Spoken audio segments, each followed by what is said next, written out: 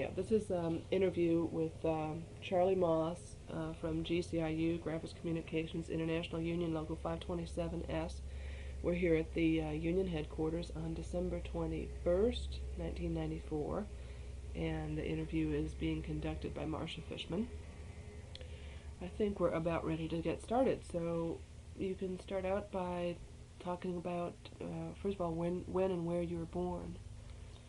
I was born in North Fulton County in August of 24th, 1926. Was raised on the farm. Uh, Finished high school at Milton High, Alpharetta, Georgia.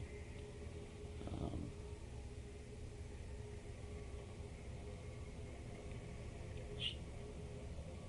Started working for Atlanta Paper Company in 1943 or 44. I'm not exactly sure what year that was.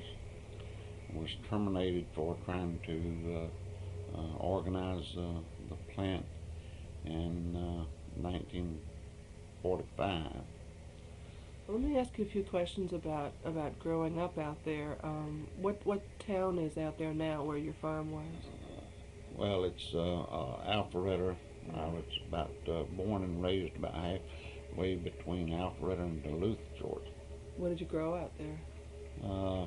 Cotton primarily. That was the money crop. How big was your family's farm? They was 8 kids. Had 3 brothers and 4 sisters, and we called it what we called it back those days. Was a 4-horse crop. What does that mean? It means how many acres. You usually you judge the per mule at that time. Uh, uh, 20 acres per mule was what they called a 1-horse crop. A 2-horse crop was 40 acres, and so forth. So we had always had either a 3 or 4-horse crop, and there was 8 kids and my mother and dad. Where were you among the 8 kids in age? I was youngest male, and had 2 sisters younger than I was. So did you all work the farm? All of us worked the farm. I started working in the field whenever I was 6 years old. And where were your parents from? That same part of the country. My mother and I don't recall what year my mother and dad married in, but they always lived in that area up there. How long had the farm been in the family, I wonder? Oh, I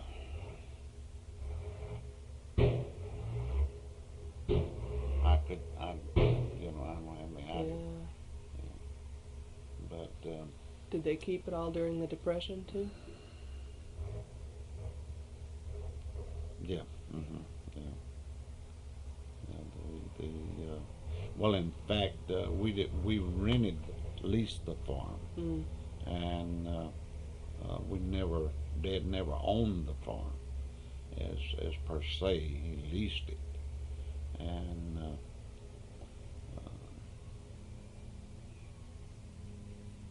so that's.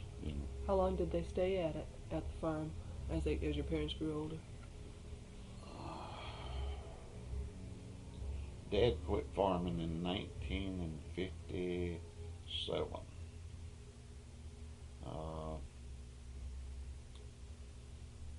He retired in 1957, and retired from the farm, rather. Did the children keep it up then? Or? No, we was all gone. That's why he quit farming. So did you expect that you were going to work the farm when you were younger? Or? Yes, that's all I ever really had any interest in back at that time, because there was really very little few places, industrial type work back at that time, other than cotton mills and hosiery mills. A steel mill was about all there was back at that time. Did you come down into the city at all during those early Oh yeah, years? yeah. Occasionally, we had some relatives that lived in Atlanta, and we came to Atlanta to visit them occasionally, and we'd bring produce to the Atlanta market. Which one is that? The one on Well, at that time, the first one I could remember was out there where the Capitol's at the present time. Then they moved out on Woodrow. I think it's Woodrow, out in West End, that area out there. They built a new state farmers market out there. And what was? Yeah, go ahead. then they built the present market, which is out just on off of 75. And that was the last place that we carried produce to sell. How long did it take you to get in to the city from where you were? About an hour and a half back at that time. Right, because there really weren't any towns out where you were much.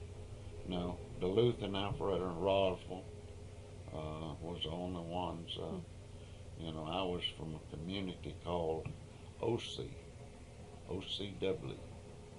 That was the name of the community. Is it still there? And that's yes, and that's where I went to. I went to grammar school at OC. The only grammar school I ever went to. What was that school like? It was a pretty large school. I don't recall, the number of students that attended school there, but it was the only one in that area. It's probably mostly farm kids then. Yeah, was all farm kids. There's nothing else to do then. And then, when did you went to high school where again? Alpharetta? Milton High. What did you think you wanted to do as you were in high school? What did you imagine you were going to do when you were done? I figured I'd farm all my life. And the farm was still operating when you got out then?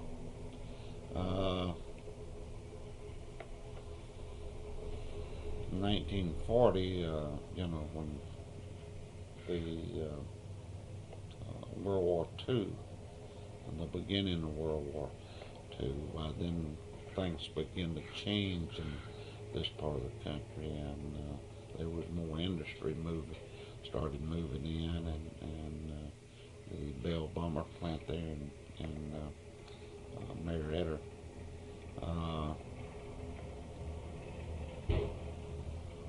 That was the second job that I ever had, actually the third job that I ever had was at the Bell Bummer plant in Marietta. And how else did that change the coming of those factories? How did that change the community you lived in? Oh, drastically. There was more people, start leaving the farm and going to, public work.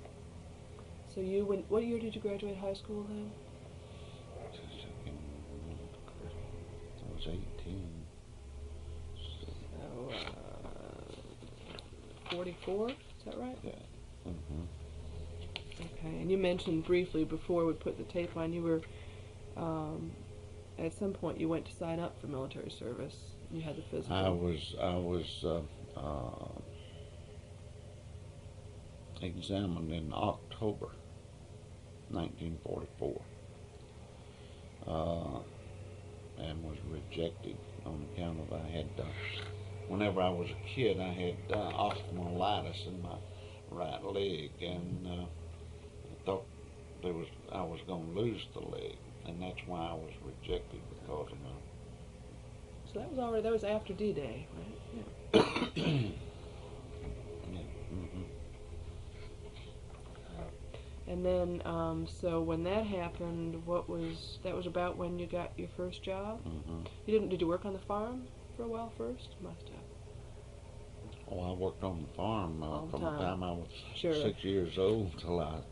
I left the farm when I finished high school in Right. 1944. And then, how did you pick your first job over at Atlanta Paper? How did you decide on that? Well, I worked at Great Southern Truck Lines. Was when I first come off the farm. I had a brother-in-law that worked for Great Southern Freight Line, and he got me a job, my first job. I didn't like it and didn't stay there but about a month. What did Great Southern do? A trucking company? Trucking. What did you do there? I was a helper on the truck and picking up and delivering. I left there and didn't have a job, and there was a insurance salesman trying to sell me some insurance, and I told him I couldn't take out any insurance because I didn't have a job. So he told me he'd get me a job if I would take out insurance. So he carried me out to Atlanta Paper Company, and I went to work for Atlanta Paper Company, and then I take the insurance out. Did he have a connection to Atlanta Paper? Or? Well, he was a good friend of the personnel managers out there. So what was your first job at Atlanta Paper? Was a feeder on a printing press. Why don't you describe what Atlanta Paper was like? You know, what the process is in that plant, and then your job in that process. You mean what they produce? Yeah. Back at that time, there was two divisions. One called the corrugated container division, and the other was folding cartons, which primarily is food cartons. At that time, we made a lot of boxes for clothing and etc. But and they was located on 100 Moore Street. I was terminated from there, and I guess it was really January of 46, 45.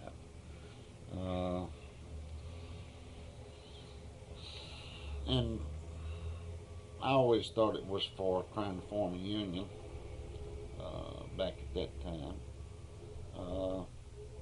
Then I stayed gone from there until 1950, whenever I went back to Atlanta Paper Company, and they was on Ashby and Marietta Street.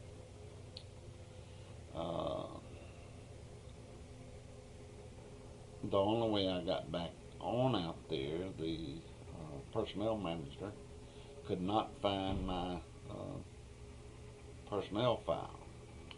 Back in whenever I first worked for Atlanta Paper Company, they didn't keep very good records, and he couldn't find my personnel file. So I went back to work as a feeder on the press in 1950.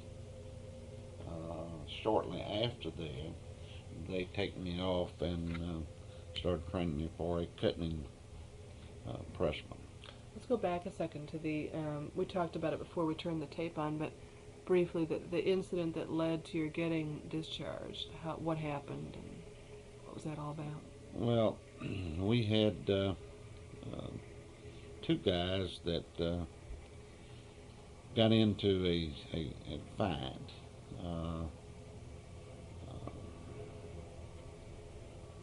And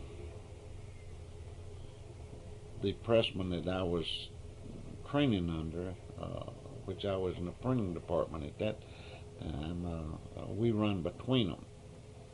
and they terminated both of them.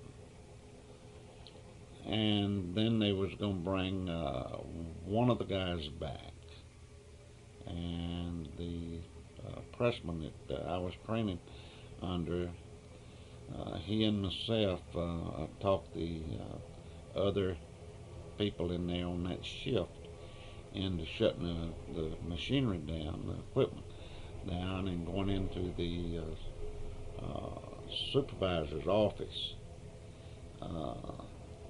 And we demanded that this guy be brought back to work. Instead of bringing him back to work, they offered him 2 weeks' pay, and he accepted 2 weeks' pay in lieu of what we was asking for.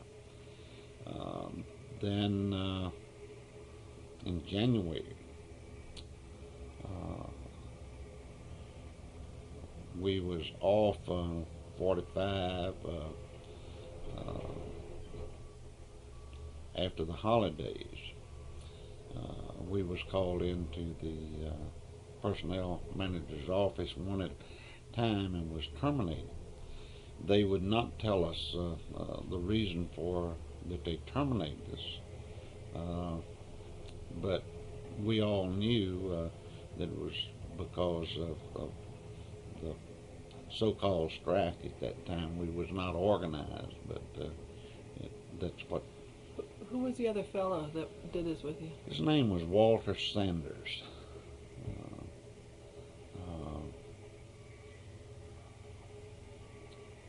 There was only him and one other pressman on that shift, on the first shift, and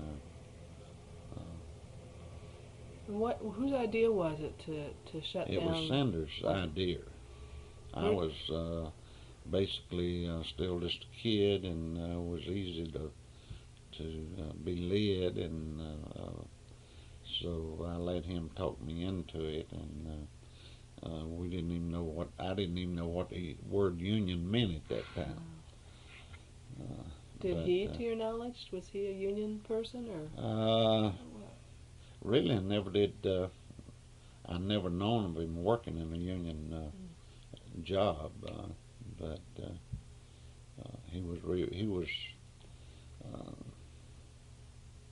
pretty much on the radical side. Mm-hmm.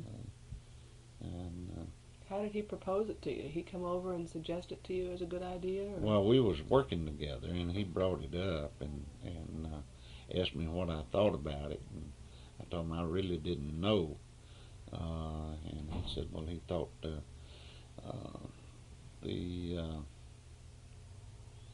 guy that they terminated, if they was going to bring the other guy back, they should bring him back, the one that was terminated.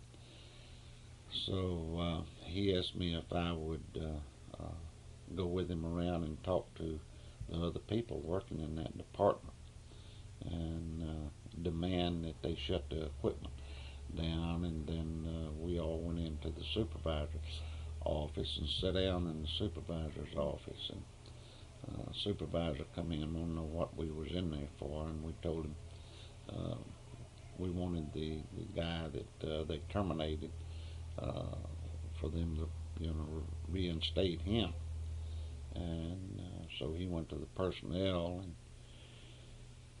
so they come back and told us that they was offering the guy 2 weeks pay, and he accepted 2 weeks pay rather than his job back.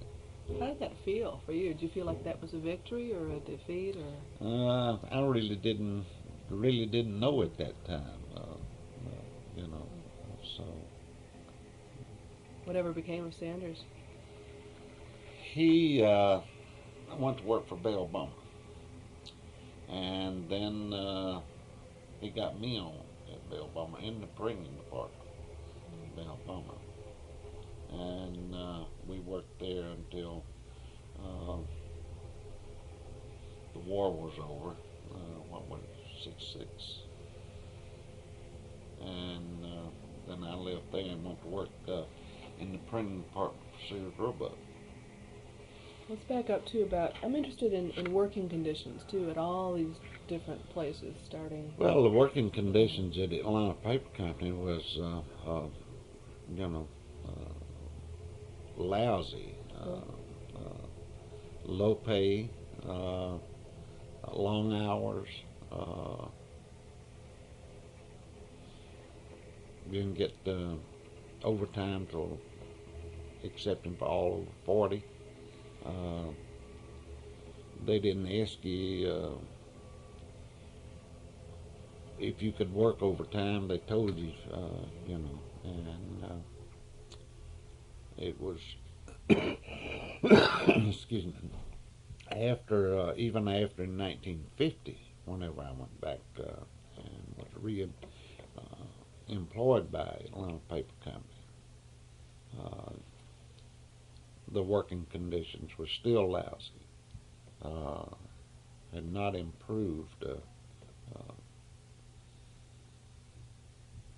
and the pay was still low. I went back to work. I started out with them in 1950 at 40 cents an hour. In 1950, I went back at 85 cents an hour.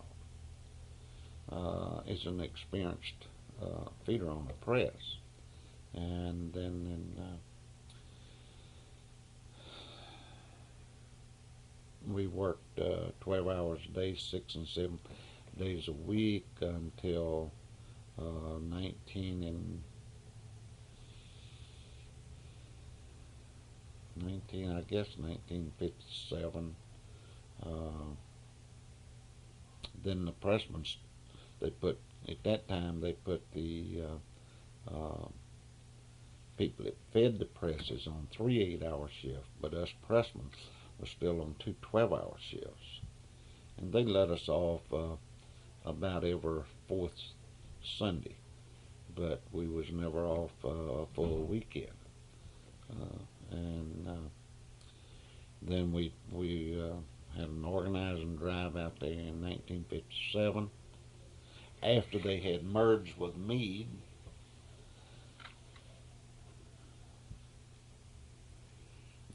The company gave a 25 cent an hour wage increase. But let me back up prior to that. In 1957, when we lost the election, the plant superintendent and a supervisor tried to steal the ballot box from the National Labor Relations Board agent and followed the agent all the way home.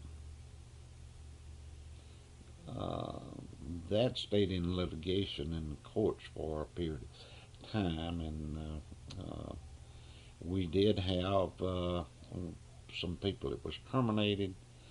Some of them, the company had to bring them back and pay them for that time that they was terminated. And how'd they try to steal the ballot box? Tried to take it away from, physically take it away from the board agent. What did the agent do? Well, the agent some way was able to, keep him from getting the ballot box, and got it in his automobile and carried it to his house that night. And what was the vote in that from those ballots? I don't remember what the vote was, but we lost the election pretty bad at that time. Then in '58, we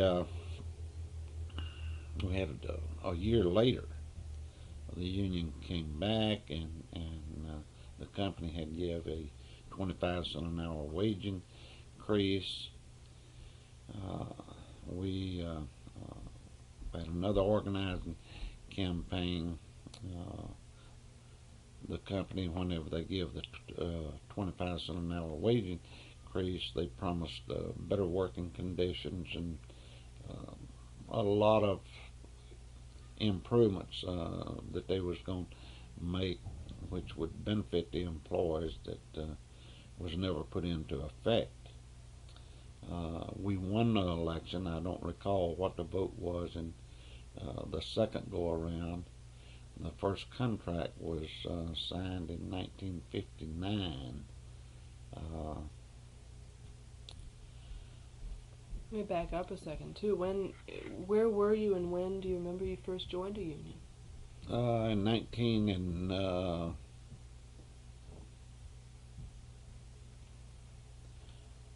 1958, whenever I first joined. Do you remember why? I joined the union before the plant was organized. I joined the union while we was in the organizing campaign. What did you know about unions then? I basically didn't know anything about them, but I knew, had heard enough about them that I had a brother work for General Motors.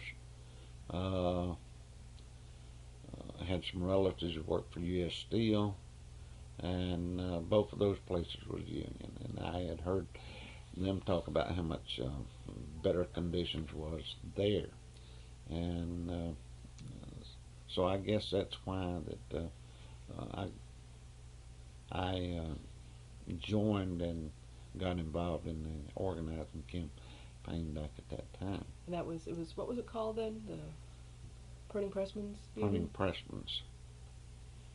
So that was in Printing 58. Pressmen's and Assistants International Union. And that was in 58 at which shop?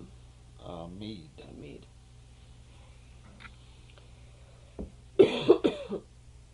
How did your family, aside from that one brother, feel about you joining?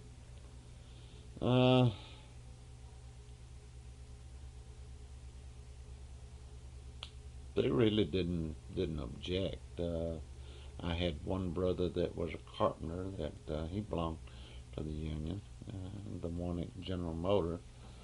My oldest brother always worked for the government, and he didn't never belong to. Well, I guess they had a union, but They didn't have so-called union. Right. They didn't have real Right. labor union Mhm. style till the Right. 60s at least, Yeah. because they had no collective bargaining until the 60s. And but uh,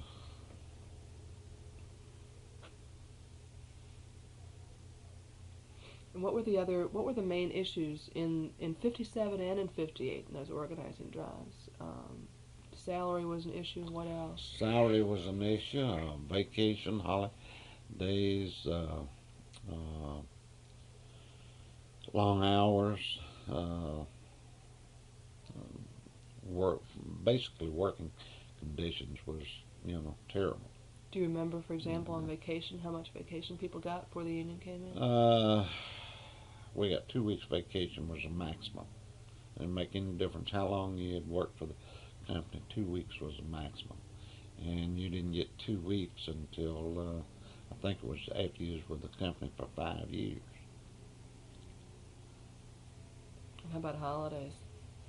Holidays, I think it was 4 or 5 holidays that we received back at that time. Was safety an issue? What was it like to work there before the union? Well, safety. I include safety with working conditions. Safety was an issue. What were the problems? Well,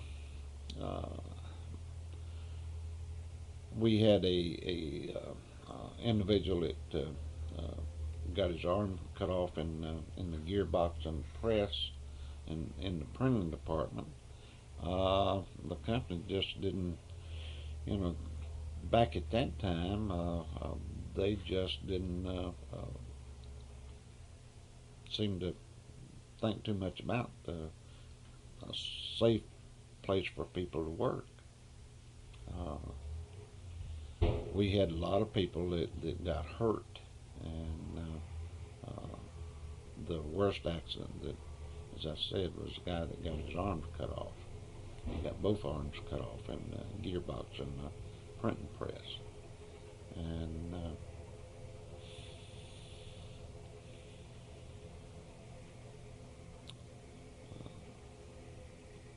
What about the workers there? Was it mostly men or some women? no, we had at that time they was I guess probably between 1,000 and 1,100 hourly employees that worked at the plant at Meade, and I would say there was at least 50-60% of them that was female. Was that unusual in an industry like that at the time? Not at that time, it was not. Uh, When were those women that had started working during the war? well, some of them had started working there prior to the World War II, but then the company began to grow, uh, faster, and when during World War II, and they began to hire more employees. Where was the Meade plant? Uh, well, as I said, the Atlanta Paper Company was on. Okay, you were saying after Atlanta Paper built a new plant. They built a new plant out on Marietta and Ashby Street, and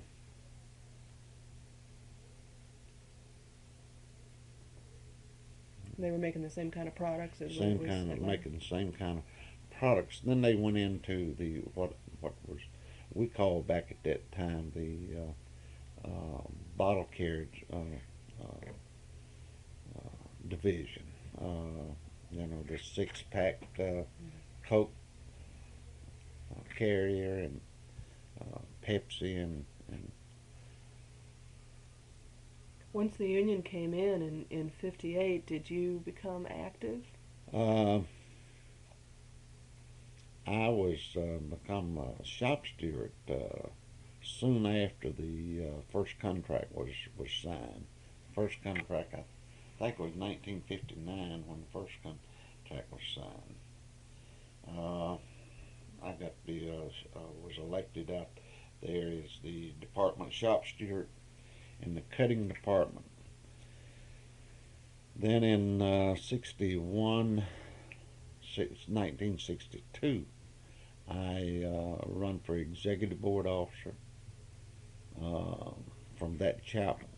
This local was made up of a multitude of different plants, and we had one elected from each plant, which we call a chapel, to serve on the executive board.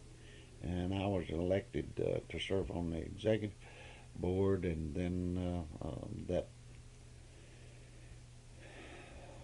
November of that same year, I ran for president of the local. What was the local number back then? 527. It was 527 from back then. When you first ran for Steward in '59, what do you think made you decide to do that?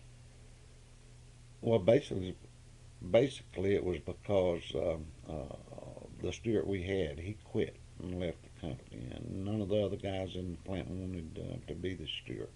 So I volunteered to take it. Had you ever run for anything before? Never had run for anything. In fact, when I was elected as executive board officer, I had never, run for an office of the local before. What was your job as a steward? As a steward, representing the people in the cutting department. They had a complaint, a grievance. Go to the supervisor and talk to the supervisor about it. If we didn't get satisfaction, well, then I got with the person and we filed a written grievance, and then it was turned over to what we call a chapel chairman. The chapel chairman was over all the stewards in the plant, and for him to see if he could resolve with management higher than the supervisor, and him in the grievance committee. The grievance committee was elected back at that time, and Then if he couldn't resolve it, why, then they turned it over to the local union officers, which was either the president or the business agent for the local. How did you learn about your duties as a steward? Through attending workshop meetings, and with pamphlets that was put out by our international union describing the duties of a shop steward. Who did the training? Was it the local officers? Local officers and international reps. And those were from... Occasionally, we back at that time they'd have a international rep come in with the local officers to give us training on. The international reps then weren't from Atlanta; they were from somewhere else. No, we had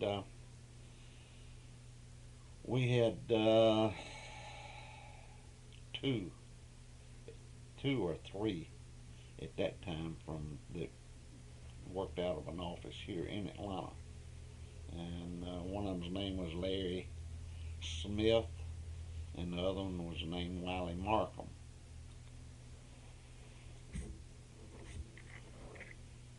They still around? No, they're both deceased. Both retired and didn't live long after they retired. And then what made you decide to run for the executive board? I really don't know, other than just, the workers in the plant, I reckon, had enough confidence in me that they'd come to me and ask me to run. And there was a guy by the name of Frank Edgar that was on the executive board, and he come to me and asked me to run. He said he worked in the maintenance department, and he told me he was not going to run for re-election, and asked me if I would run for it along with several other people in the plant. So, what was your job at that time in the plant? You were then working as a pressman? Cutting pressman. I was lead pressman in the cutting department. What is, as a lead pressman, what did you do? Basically, just assisted and trained other people to become pressmen, cutting pressmen. And what are they putting doing? On make ready. When the machine, we'd get one order, finish one order, while then we'd have to put on what we call a make ready, and for another job. And so I work with them, putting on the make ready and getting the machine back in operation for the next order coming up. And at that time we had 12 cutting presses, 8 of them in production continuously, and the other 4 was usually 3 to 4 of them that was in down for make ready at a time, and the other was in operation. Then I was executive board officer for, that was in 50, did I say 59? Yeah, 59. And until 1961, I ran for president in November. The election was challenged. Why was it challenged? The local secretary, treasurer, and business agent, when he put out the notice for the election, he put some other items on the notice, and it was objected to because of at that time we was only supposed to send out a notice just calling for the election, and nothing else was supposed to be on the election. Now, whether or not that was an NLRB ruling or not, I don't know, but there was objections raised on the floor, and by a guy by the name of Willie Greaves, which had been the local president. And so we decided, rather than to argue over it, when we just have another election. We had the election in January, and I taken office in February. That would have been 62. Yes, 62. Then I was president of the local for 62, 63, and 64.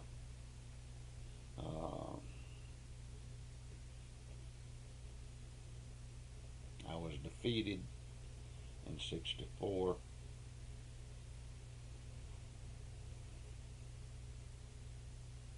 As president, and then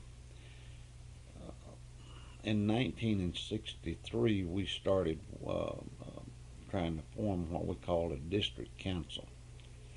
The Secretary of Treasury business agent Baron Watkins and myself had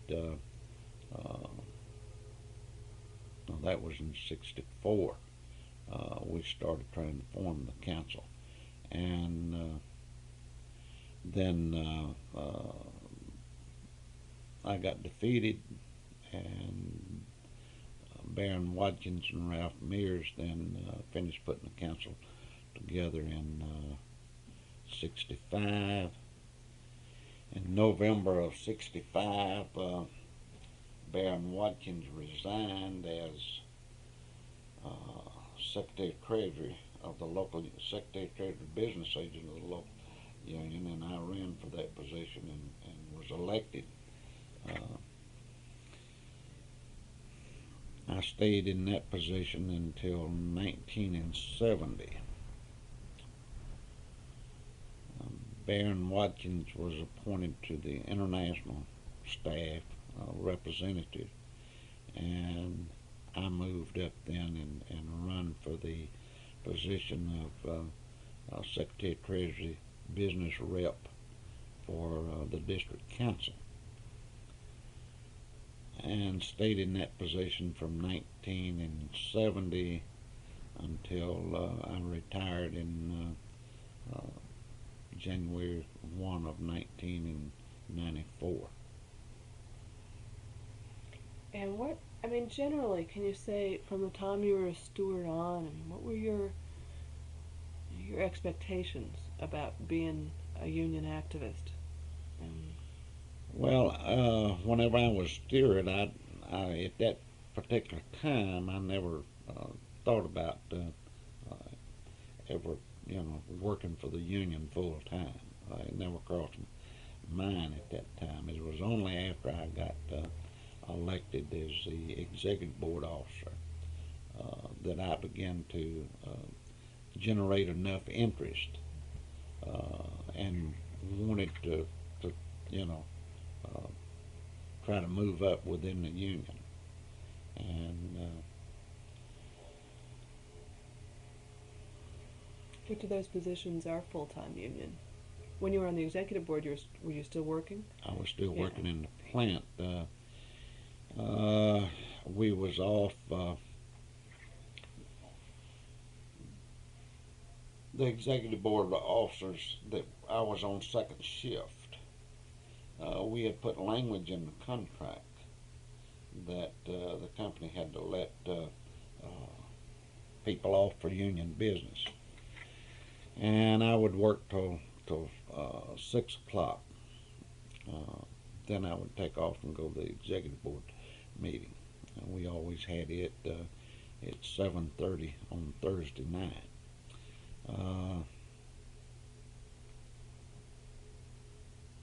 And then when did you become full-time union?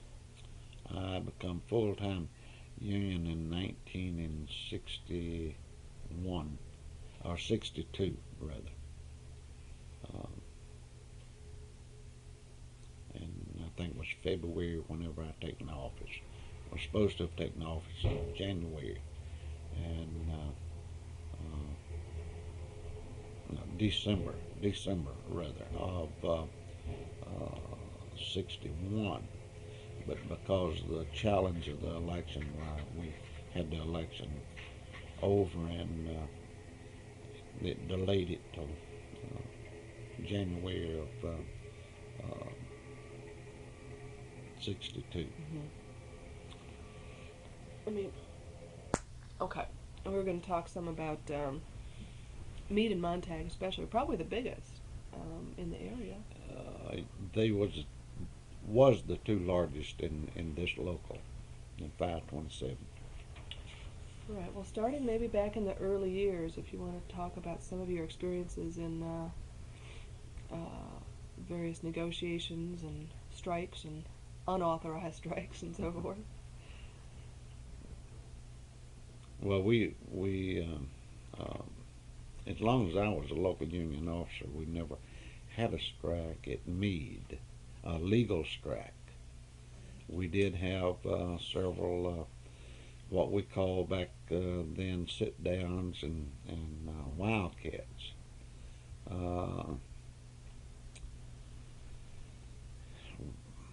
One basically that I can recall,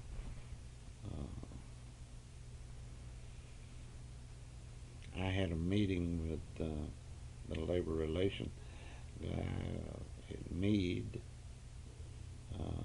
and the employees in that department on a Saturday. What year was this? That was probably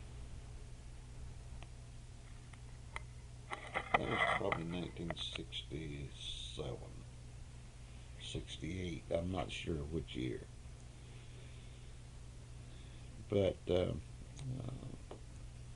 we met with them in the lunchroom, and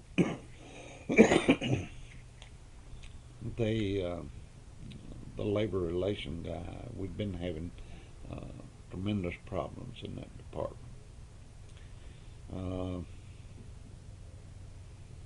With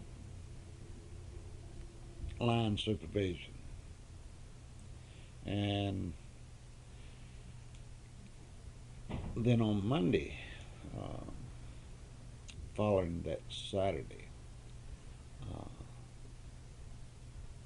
I was late getting into the union office on Monday morning, and whenever I got to the office, why, Meade was trying to reach me, the labor relation guy, that they had a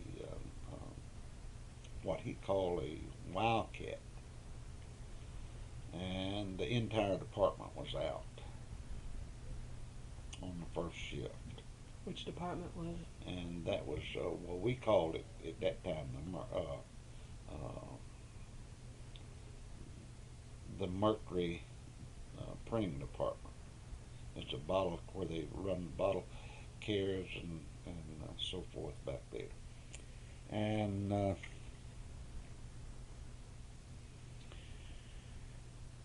I went out there and talked to the people, and they was out in the parking lot.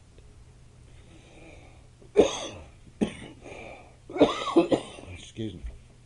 I talked to the people, and I told them, well, for me to be able to try to help resolve the problem, I'd have to go in and talk to management. So I went in and talked to management, and management said they had nothing to say until the people went back to work. So I went back to the people, and the people said, well, we got nothing to say until they give us what we want. What were their demands about? Working conditions primarily. It was awful hot in the plant. And long hours.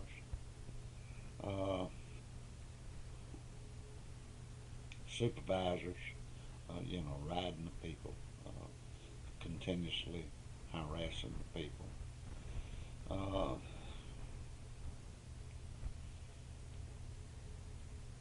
That continued on until the second shift. The first shift ended, and the second shift coming on, and the second shift refused to go in. the company was saying they couldn't do anything, and there was a guy out there that was president of the company at that time by the name of Osbrooks, not Osbrooks, Brooks. He was out of town.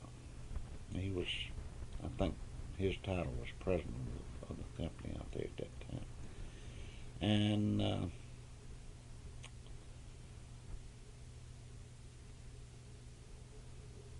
so the second shift, whenever they got to the plant to go in to go to work, they refused to go in. We got it resolved about 8 o'clock that night after the second shift refused to go in, and the company taking the position that all of them would be disciplined, some of them would be terminated, and the people, our position with the company, well, if you terminate or discipline any of them, just one person, well, then they're going to go right back out. That was a position the people taken, and so we wound up resolving it, and with nobody getting suspended or disciplined. I think we did, 2 or 3 of the people got warnings, but nobody got any time off or terminated. We had 2 or 3, minor slowdowns or sit downs, until the one that whatever year it was that Jose Williams got involved. Oh, right. Let me ask you about that one in a second, but going back to the one you were just describing, and how did they come to be in the parking lot that Monday morning? Who was organizing it to get them out? Well, they was really, I didn't try to find out. They was several, I'd say at least half a dozen, that was primarily the ringleaders in talking to the people into going out. That was in what we call Plant 1 in the bottle care division. They call it packaging division now, I think. It was the bottle care division back at that time. Then we had another one, and I don't recall what year, in Plant 2, which was the folding carton division. And Wilbur Curry was, he was a shop steward at that time, where the pressmen in the cutting department went out, and but they was only out for,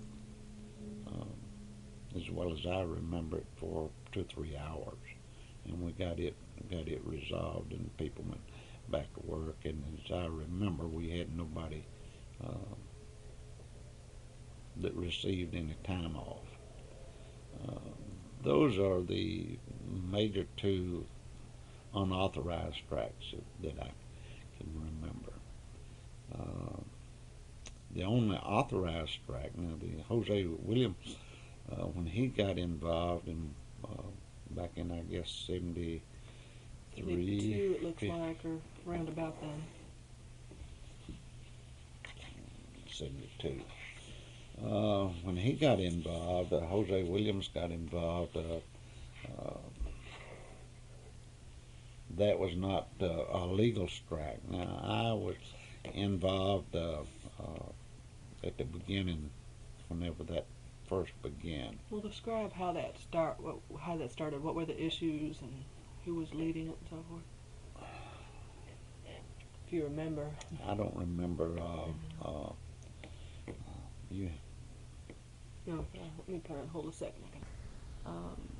We were going to talk for a second about a series of events around the fall of '72 out at Meade. Um, there was a group of employees that aside from not going through the union, started to raise Right. a bunch of issues. How did you hear about this, and what happened? Well, the first that I can recall hearing about this was we knew that there was some unrest in the plant. We knew that there's some racial tension in the plant.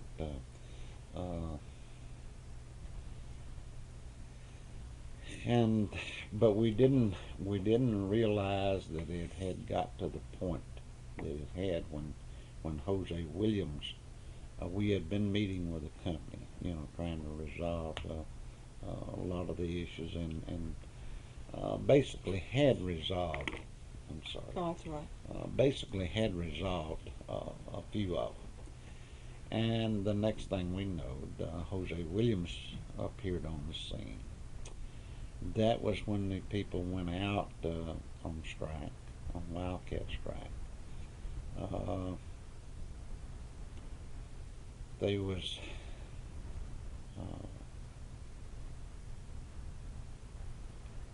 Ralph, myself, and a guy by the name of Charles Mattingly, who was Secretary of Treasury Business Agent at that time. I was working with the council. And 527 was part of the council. We went out to the plant that afternoon after the strike started.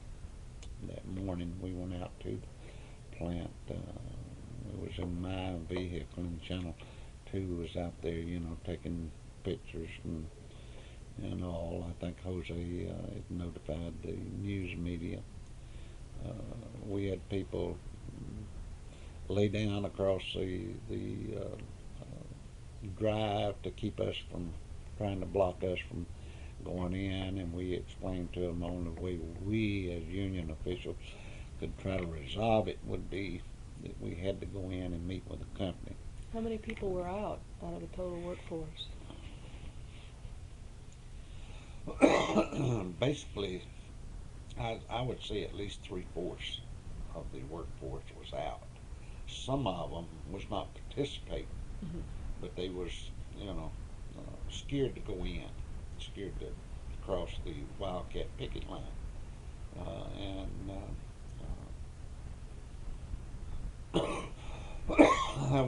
I would say they was probably about 30 to 40% of the people that was actually greatly involved in following Jose at that time. What did their signs and leaflets say at that point, if you remember? Unfair working conditions, Meade's unfair policies, and so forth. Uh, Racial discrimination between employees.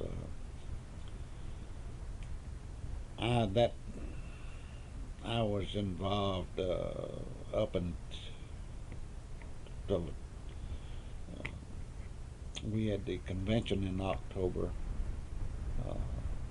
Ralph was called back from the convention, and I never got involved after he come back from the convention. I was not involved in it anymore. I think they pretty much got it resolved. When you went in that first day, who did you end up talking to? And what happened? Well, we talked to Barney Leo Benatar, who at that time was president of Meade. We talked to Barney Breedlove, which was the production manager. I think Keith Rasmussen was involved. to begin with, I don't think he was involved when it was settled, but I think he was in the office when we was first went out there. The safety director, I can't remember his name. Earl Sims was safety director. Had you talked to the folks outside before you went in? We tried to, but they would not listen to us. The only one that they was listening to at that particular time was Jose Williams. They finally got where they would talk with us. But the first day or two of the strike, they wouldn't talk to us. The only person they talked to was Jose Williams. Mm-hmm. How long were they out altogether, do you know? As well as I remember, they was out for about a couple of weeks. I'm not sure on the exact number of days they was out, but it seems to me like it was at least 2 to 3 weeks that they was out.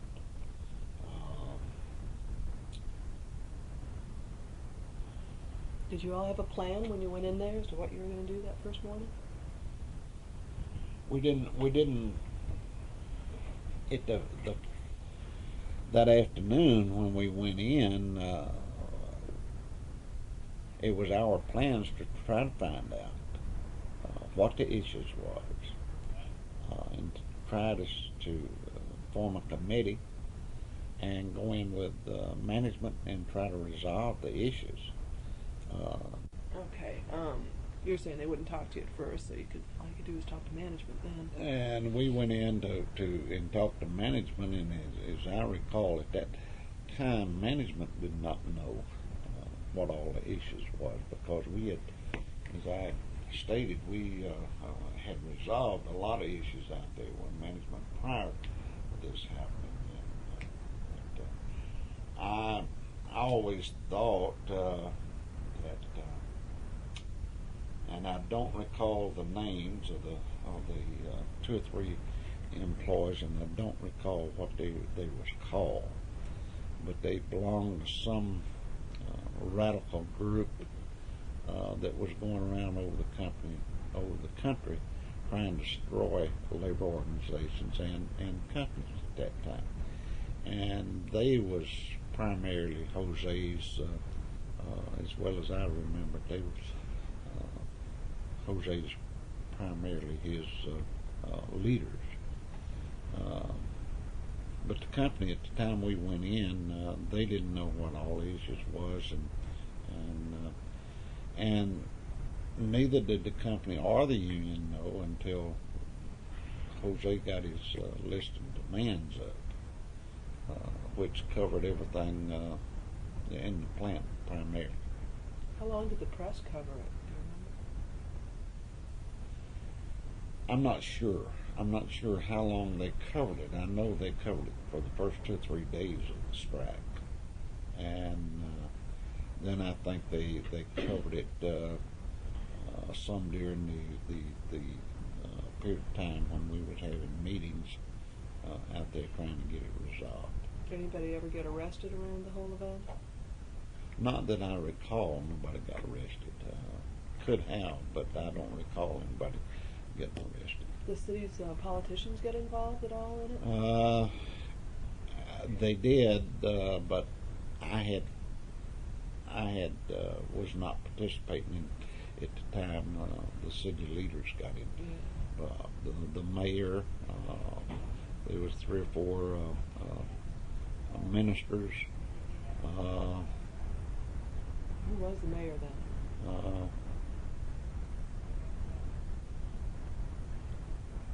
I'm at a disadvantage not being a native Atlantan. I don't see in 72. I think it was Maynard Jackson. I'm not sure, either Maynard Jackson or Andy. Or who was before? Who was before either of them? Hartsfield. Was that Hartsfield? Or Allen. Yeah. Allen. Ivan Not Allen. sure who it was. We could find out. It was after Allen. And I one think of it was them- either Maynard Jackson or Andrew Young, and I think it was Maynard Jackson that was mayor of Atlanta at that time. So you were mostly involved the first They- couple days. Yes, and the mayor, as well as I remember it, played a big part in getting the issues resolved. What other tactics did they use aside from picketing?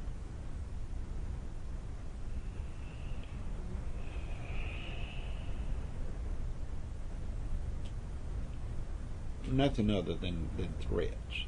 Now, I was followed home. Really?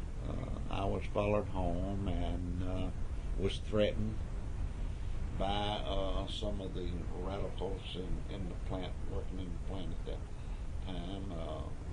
Therefore, and me and I was personally threatened. And for a period of time, I would not let my wife or my kids go out and crank the automobile. I'd go out and crank it. Sounds pretty scary. Another morning. It was a scary time. It was a scary time. What was the atmosphere like over at the Union Hall when this was these couple of weeks what was going on? At that time,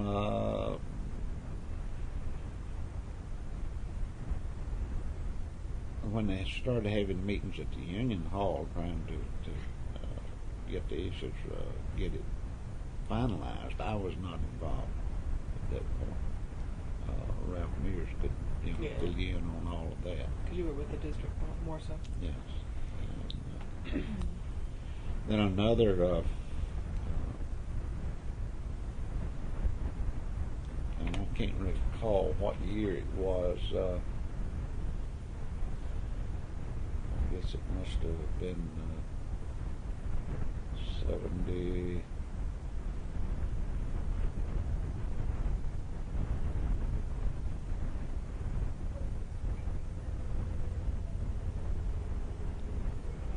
Probably 60, probably 68. I'm not sure what year it was. We had contract negotiations.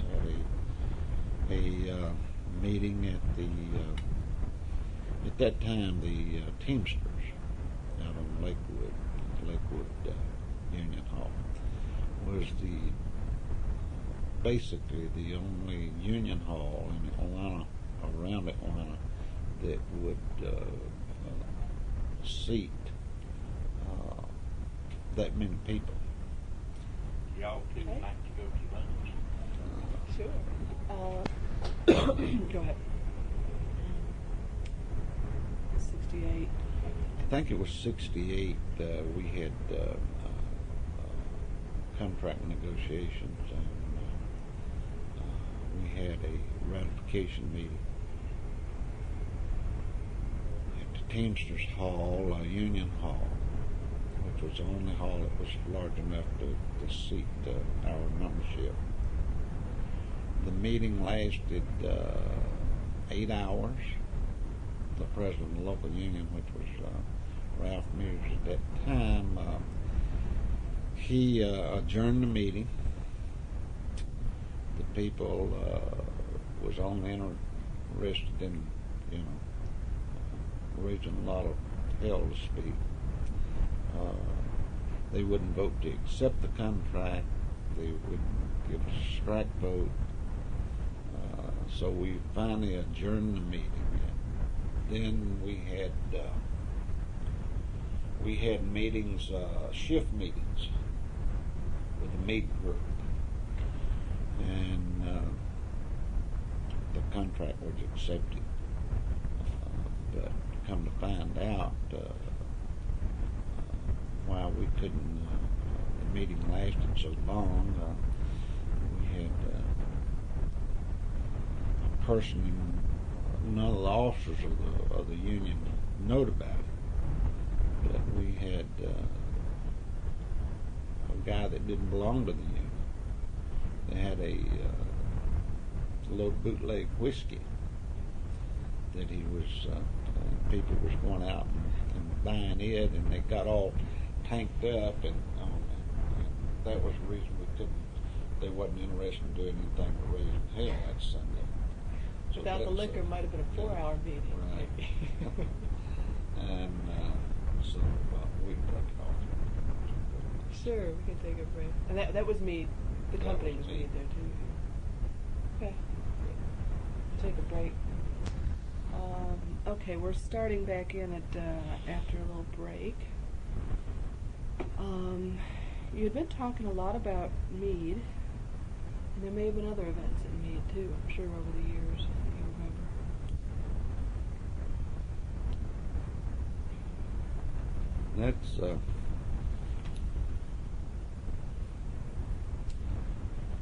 That's the main events that I can recall from Meade. How about Montag? Montag, Lord, we went through several elections out there before we ever won the election.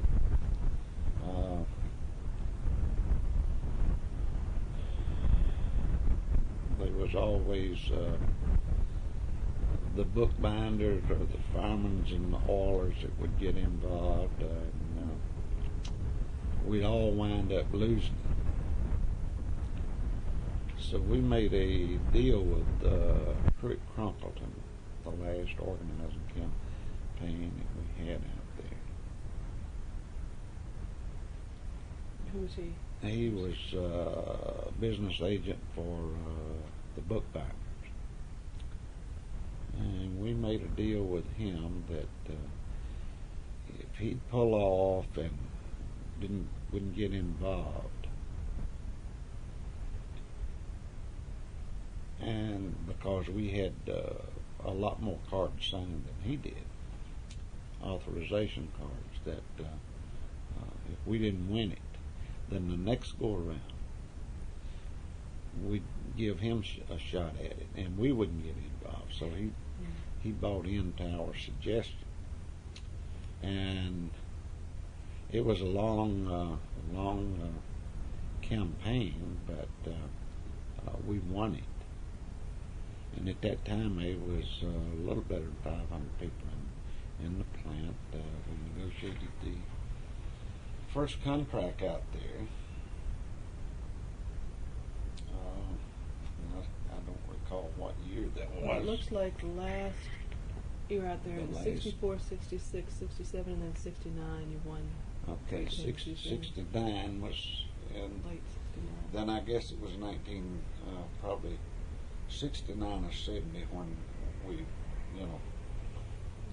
finished negotiations and got first contract.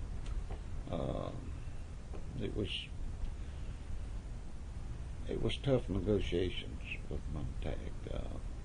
We got their attorney's name, but he was tough to deal with. What were you trying to get in the contract? What were some of the main Well, goals? working conditions, improvements in their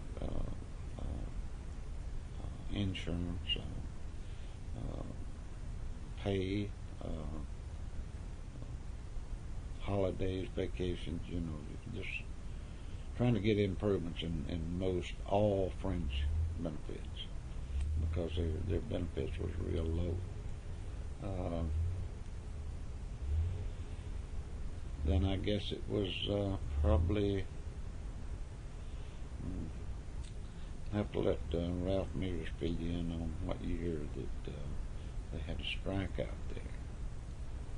And the length of the strike. But since then, Meade has bought the plant, and we've had a pretty good relationship. Back when you were organizing it in '69, what was it you think that finally put the union over to win that election? Well, it was false promises that the company had made in previous campaigns, promises that they had made to people that they never did live up to.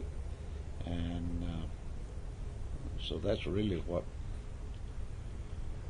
how we won the election, is because the company, they failed to live up to their promises in the campaign when we was having the campaigns out there.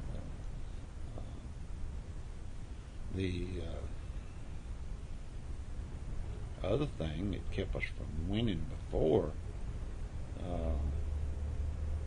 there's always 2 or 3 unions on the ballot, and neither one of us ever get a majority. And but the last one, as I said, we was successful in organizing it. And first contract negotiation was tough, but after we got a contract, we had quite a bit of problems with them on up until the time of need. And I don't recall the year that Meade bought the Montag out, but or they merged. But after that, I understand that the relationship has been pretty good. What was the strike over at Montag when they had it? I'm not sure. I think it was basically seniority and working conditions. What did Montag manufacture? School goods, stationery, school goods, and that type of thing. Did they engage, when you were trying to organize them, did the company engage in anti-union Oh yeah. propaganda and so Oh forth? yeah. They'd lose all their fringe benefits that they had.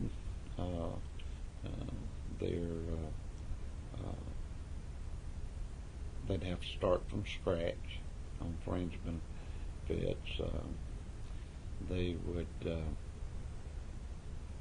They had gave a pay increase, and that they would cut that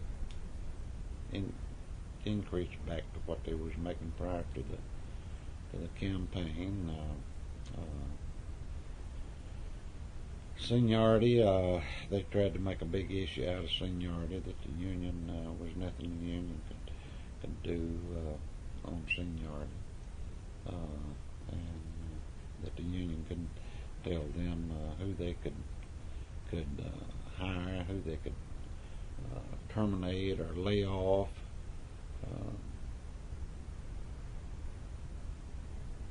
And that's pretty much what every plant that you try to organize.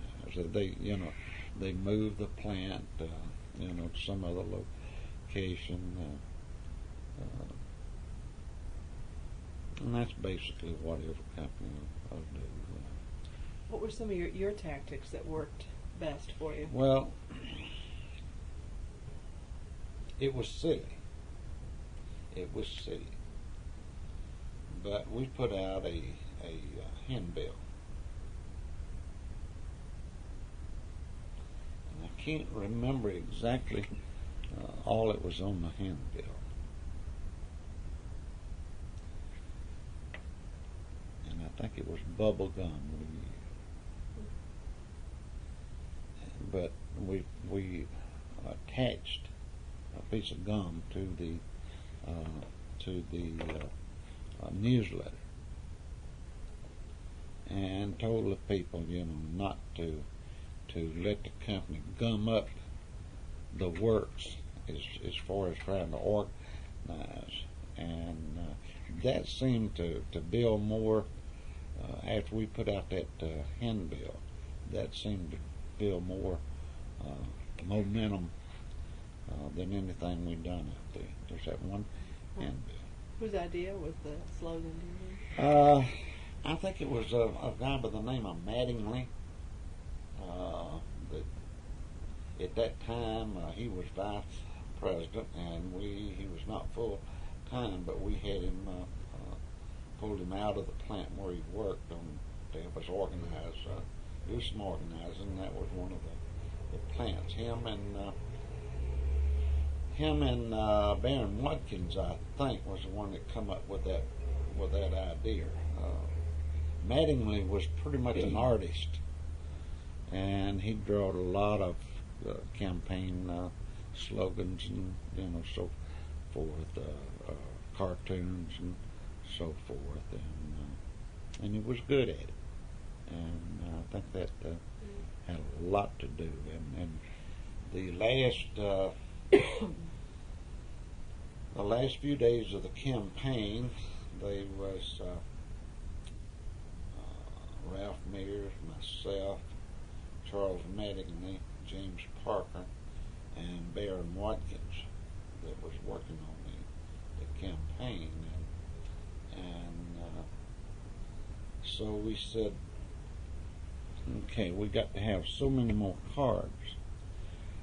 So each one of us was issued so many people to contact and so many cards to get signed, and then we could go petition. And so we all worked towards that goal and finishing the campaign, getting the cards signed, and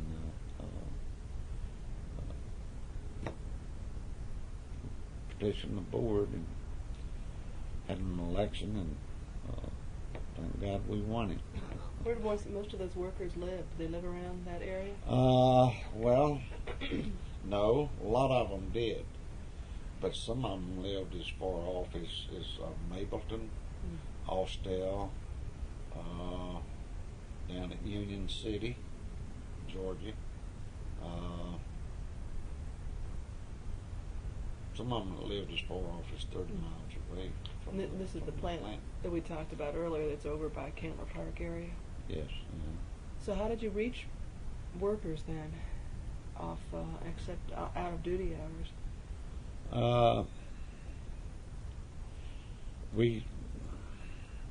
We got names and addresses, phone numbers, and we'd make house calls.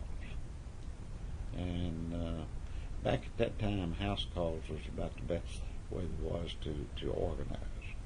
And so we all just went our separate ways. We'd take so many names that we was going to contact, like today, and we'd go visit them and talk to them about organizing the union. I can recall two sisters that worked there, and I went to see one of them, and she signed a card. She told me, I told her I was going over to see her other sister, or her sister that worked out there, and she said, well, don't you tell her that I signed the card. So I got over there, and while I was there visiting with her and talking to her about organizing the plant, the one that I had just signed up, she come up and come over to her sister's house, and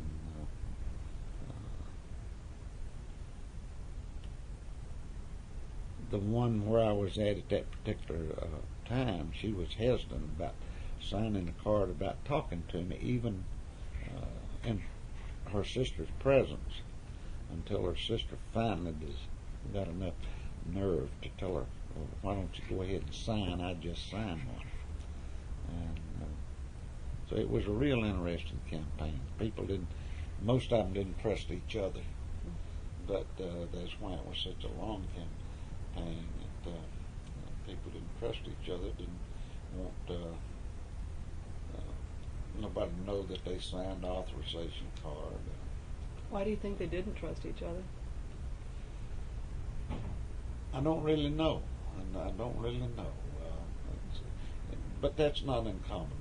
That goes on in most plants, even today. If you're successful, even today's times, even getting the campaign started. But that was one of the most interesting campaigns that I was involved in. Other than me, of course, I was working in the plant when we organized it. When you did organize me, do you remember details of some of those tactics and experiences?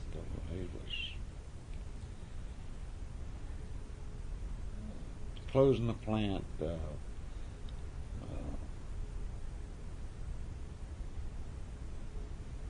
again, doing away with any benefits that you might have. These were management threats. Mm-hmm. Seniority, the union couldn't guarantee that people, they'd have a job. And of course, the union didn't try to guarantee it. The only thing we guaranteed was representation, and that we would try to negotiate language in there that would protect their jobs if they had seniority, and so that's what we wound up with. But and in negotiations, me they give that 25-cent an hour wage increase, and even in negotiations, the first contract negotiations, the company spokesman said, well, they was hoping that they'd win the election where the people voted the union in. They was hoping they would win that one, and it was their intention to take that 25 cents an hour that they had given a year before back from the people. But then the other campaigns was pretty much the same: seniority, fringe benefits. The company take away any benefits that they have. And that was basically the issue with every campaign. What was the hardest organizing campaign you ever worked on?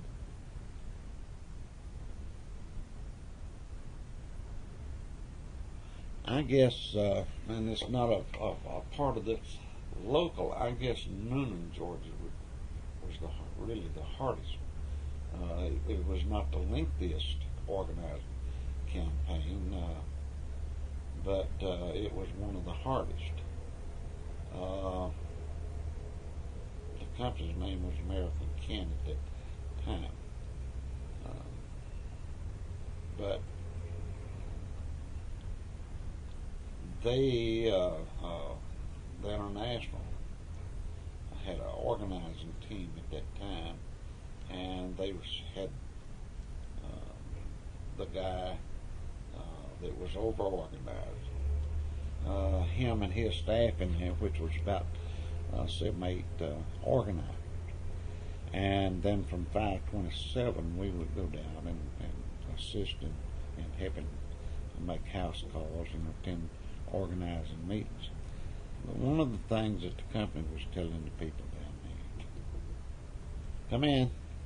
But one of the things down there, as I recall, the company was going to the banks, and that was pretty much still at that time considered to be a small country town, and people bought, a lot of them bought groceries on the credit at the grocery store. They bought at the service station, and they buy gasoline on time, and the banks, we'd make house calls, and people from the banks and from the grocery store and from the service station was either following us, making house calls, or calling on the people on the phone and telling them, well, if y'all organize a union in here, we won't. The banks was telling them they wouldn't loan them any more money. The service stations and the grocery stores was telling them we won't sell you any more gasoline or groceries on time. But we won it. It was a successful campaign, and we won it. And then after we won it, and after we got the contract, most of the business places was, real proud that the plant was organized, because it meant more money to them, because the people who worked there and lived in that area, they spent their money in that area. So it was, How did you fight back against that sort of a campaign while it was going on?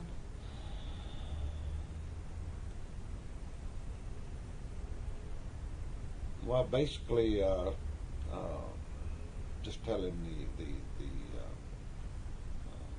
people the truth, that the company was the one that was having the bank and the service station and the grocery stores to put out that propaganda, that they would not cut them off, and so I guess the people really believed us more than they did the company. Were you ever able to firmly tie up the company to the banks and the stores? No, we never. Nobody ever let on? But that's, I guess that's one of the hardest campaigns. Meade was not easy. Montag was not easy.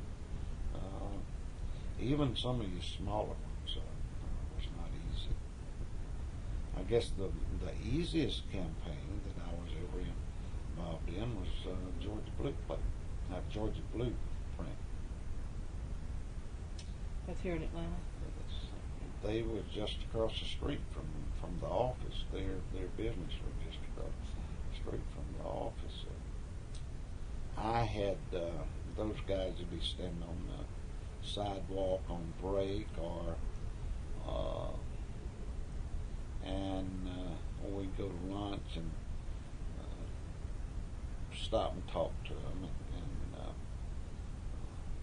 tell them that they ought to, organize a union in there.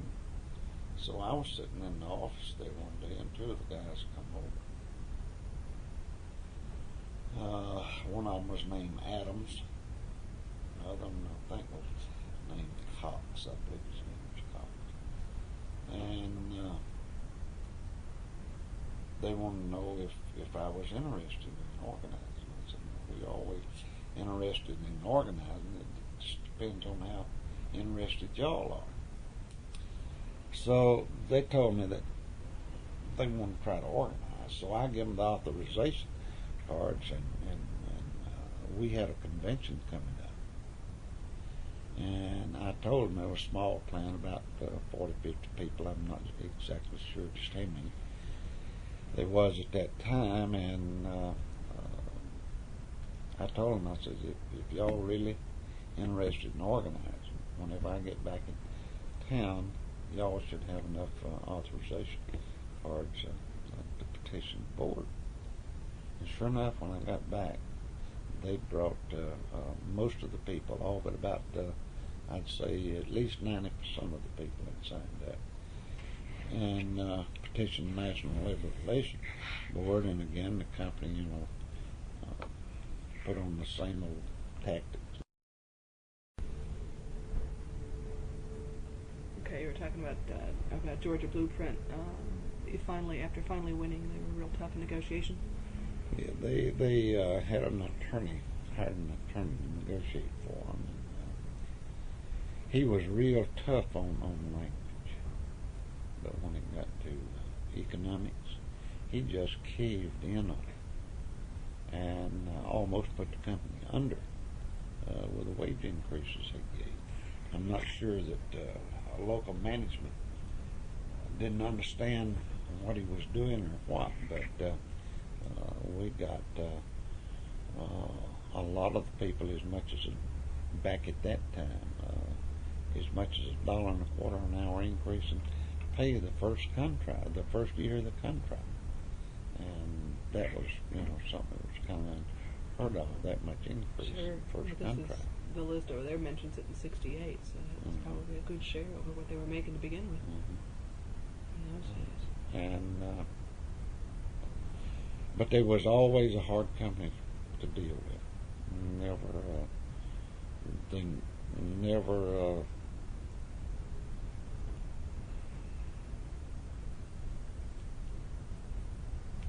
I don't know the right word to use for it, but they never wanted to admit that they had to go by the contract.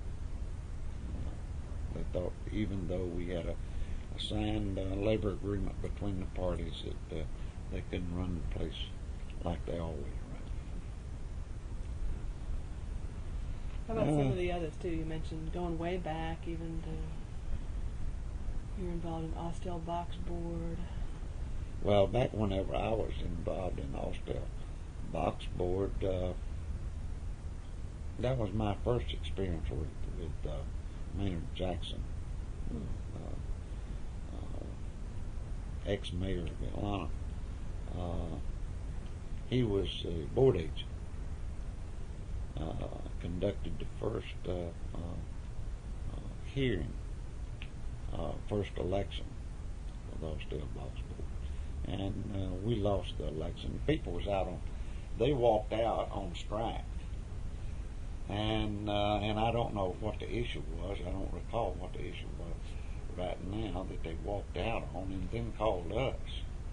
And there was, I think, Ralph Mears, Baron Watkins, and myself went out there. It was probably 10, 11 o'clock at night, and began to sign the people up. They wasn't, whenever they went out on strike, they weren't even represented by the union at all. As well as I recall it, though, we didn't have but one or two that the company propagated that they didn't take back. But it was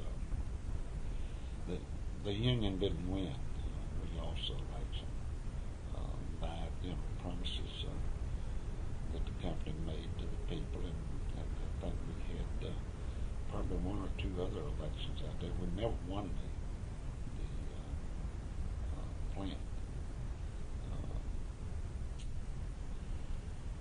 Do you remember what Maynard Jackson was like as a board representative? He was probably pretty new at it then too.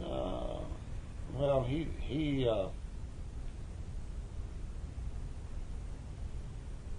was new at it, but he knowed how to conduct an election.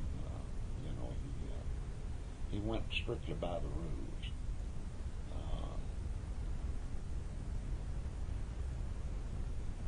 But that was the first experience I had with the ex-mayor of Atlanta. What was your? How did you learn how to do the organizing work that you did?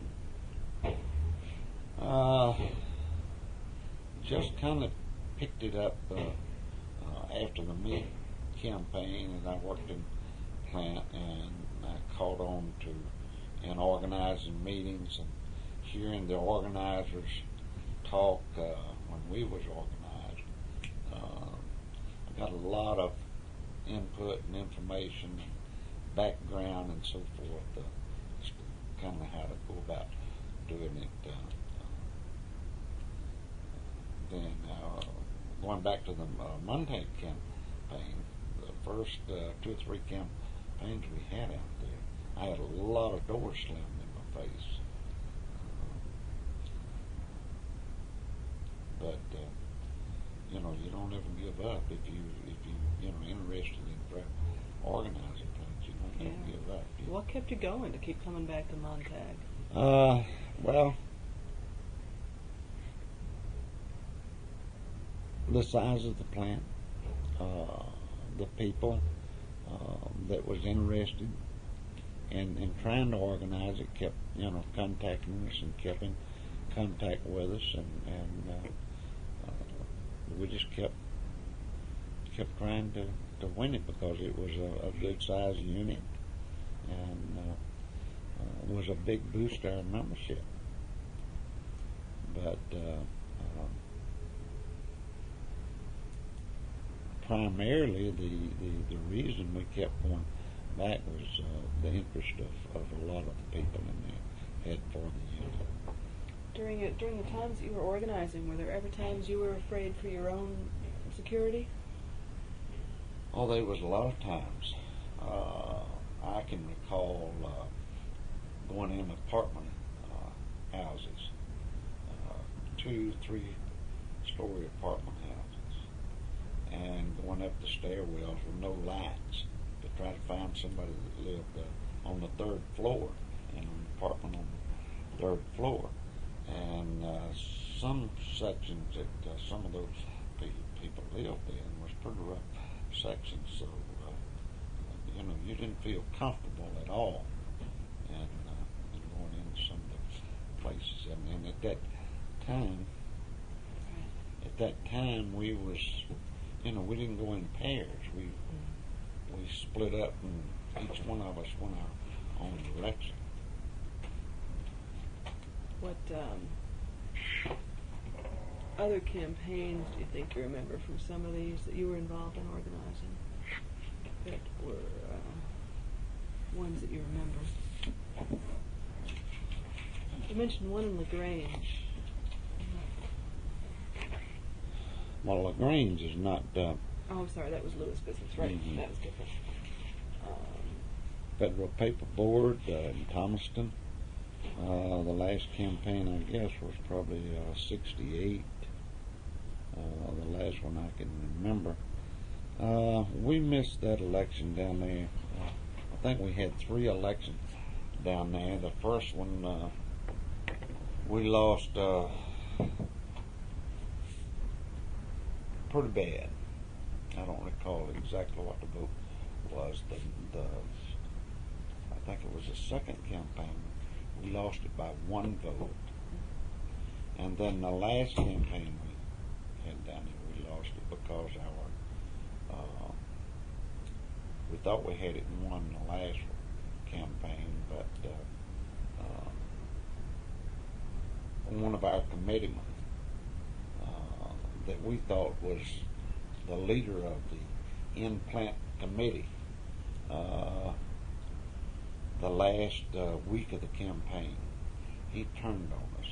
Management was able to, I don't know, shouldn't use the word bought him off, but he got a lot of promises from the company if he would turn against us. And he wound up being their observer for the company.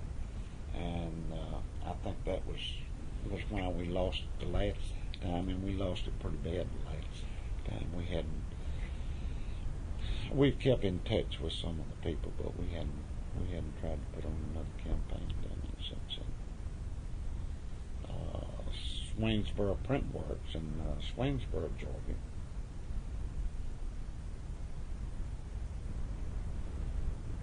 They was a union, I think they was headquartered out of, I'm not sure, but I think it was South Carolina, called a printers union.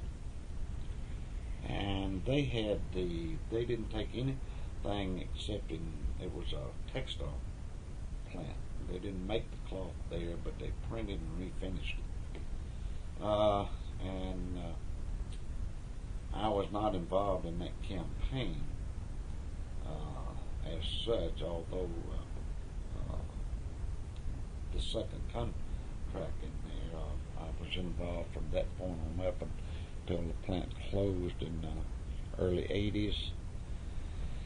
The plant sold a couple of times, and the last time the company had deducted the union dues and would not turn them over to the union. I had to get the attorney by the name of Randy Goldwaite to send the company 2 or 3 letters,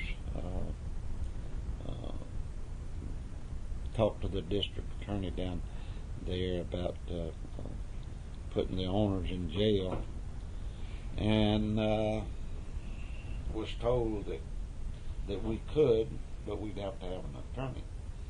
I talked to the international president at that time about financial assistance to hire an attorney or for them to send one in, and he refused to do it. So we got the hiring an attorney on our own, which was Randy Goldwaite. Randy wrote 2 or 3 letters, and we finally got the dues caught up.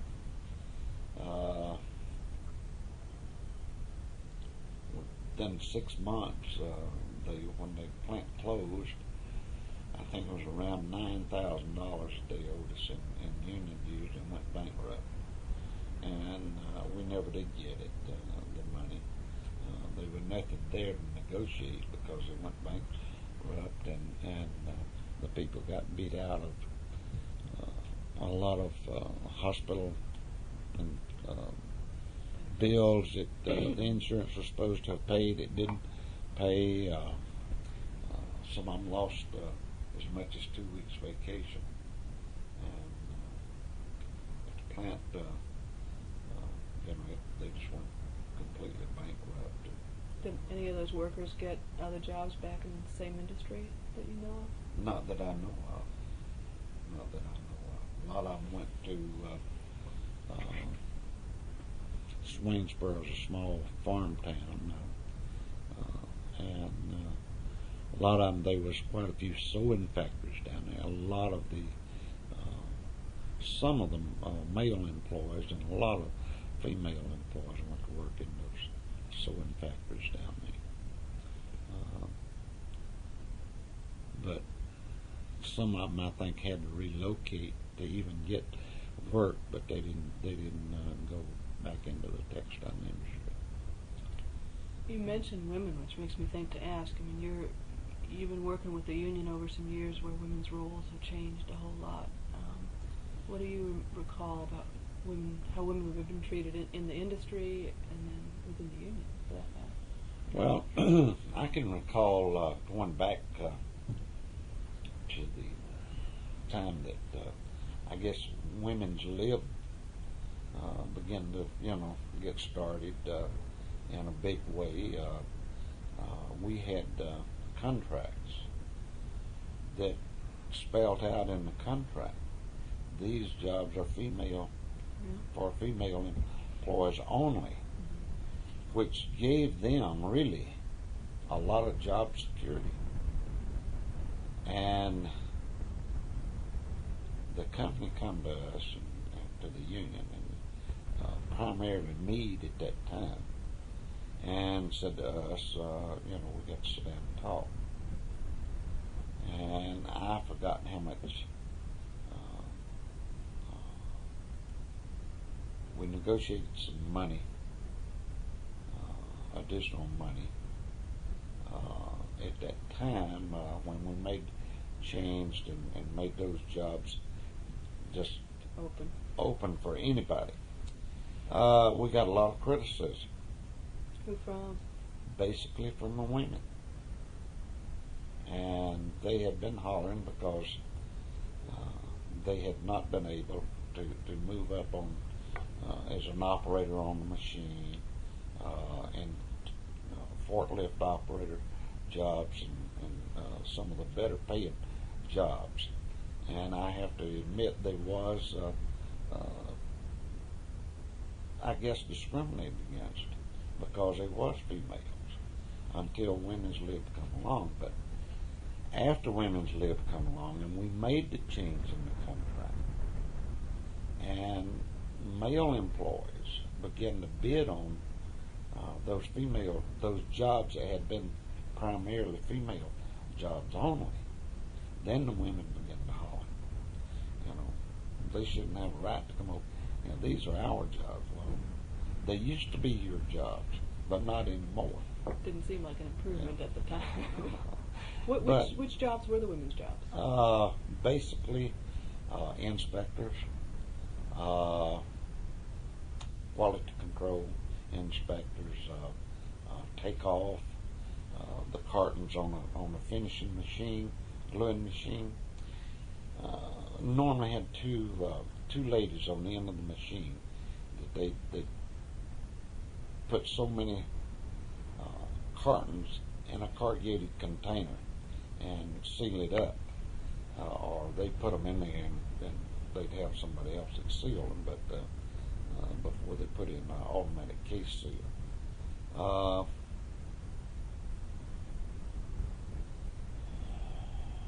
I guess that's basically the jobs that they worked on primarily was the female-only jobs. And of course, you take two females to the machine, as many machines as they had in there was a big number of female employees. There was some other jobs in there, but those was basically the ones was what we call take off and feed and quality control inspection. Did they start to move into what had been the men's jobs then after a while? Oh yeah. We had one case. The little lady looked like she was. Her name was Bunny Tucker. I doubt she'd weighed over 100 pounds. That she kept applying for a forklift operator job. The company kept denying her the forklift operator job because they said she couldn't do it. And I can remember her argument that if she could change a tire on an automobile, she could certainly drive a forklift. But the company always denied it on that section of the contract. You know, these are male jobs, not female jobs. And then after the change was made, she bid on the job and got the job and stayed on it for a long time. Then we had some maid operator in the finishing department, and basically made good operator. But it was the change in the, transition that when the government made us, change the wording of the contract. The union doesn't have any formal apprenticeship or training programs, or do you? No. Now, back whenever I first got involved, the International had a school. Our headquarters was Pressman Home, Tennessee, and they had a school that a company could send people up there to learn to be offset pressmen. And a few of the companies did take advantage of it. Mostly, though, not in specialty. Most of it was in commercial type printing that sent people up there. But we did have an apprenticeship program back at that time for pressmen only. But for other type work, we didn't have. And so did that open up then to women after, in the 70s at some point, that program? No, we sold the Pressman's Home was sold in the early 70s, and they moved the headquarters to Washington, D.C. And whenever they sold Pressman's Home, well, they done away with the technical trade school. Was that, I noticed that in old correspondence, was the name of the town actually Pressman's Home, Tennessee, too? Yeah. How did that No, change? No, it was Rogersville. Okay. Rogersville, Tennessee. Because I was thinking, how did the town But now change? the home, Pressman's Home, we had the school there. We had the international headquarters there. We had a hotel there. We had people who lived there. We had golf course, swimming pool, pretty much the works there. Is it available to all members? You could take your, I forgot what the fee was, the rate was, but you could carry your on vacation. You could stay in the hotel up there for practically nothing, and take your. It was in the mountains. When did they start that? When did they start it? Way back. Way back, as I've been told, with the history of our international. And again, Watkins can probably fill you in on it better than I can.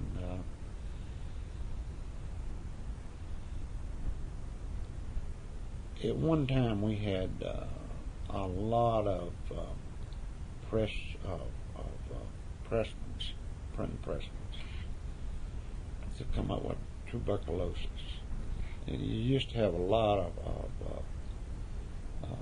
printing companies that their presses was in the basement, and they come down with tuberculosis. So a person could come down with tuberculosis, and they could move up there and live there. It didn't cost them a dime to live there in the home. Of course, they had individual housing, and at the time we sold it, I think we had one or two people. It was still at the time membership voted to sell it. We still had one or two people that was living there, and the International put them in a rest home and paid for it as long as they lived. Was it used mostly by people from around the South and the Southeast, or from all over? All over, pretty much all over. Where was it? You said in the mountains. Rogersville, Tennessee. Is that in the east somewhere?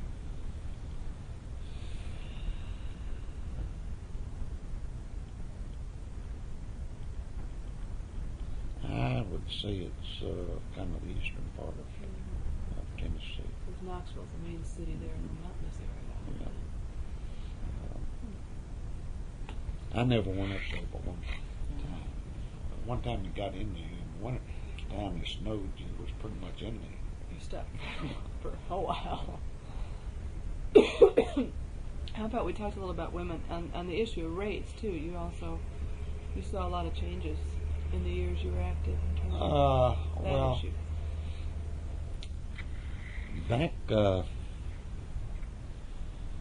Back in the early, really prior to 1964,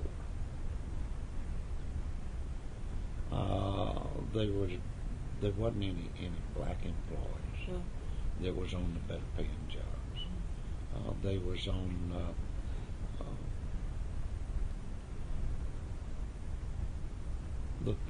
basically what you would call labor jobs, and there was some white males that was on those jobs too, but it was but the black never got the opportunity to become a pressman. So which jobs? What were the names of the jobs they had? Strippers. Some call them scrappers, or some call them strippers. In the cutting department, bringing the material in and taking it out, bringing I guess you call it the raw material in, and carrying the finished product out. Shipping. There wasn't shipping clerks, but they drove forklifts and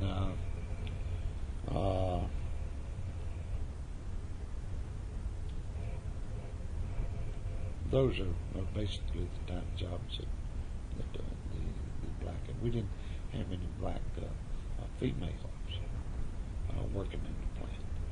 So we had an awful lot of black male, but no black female.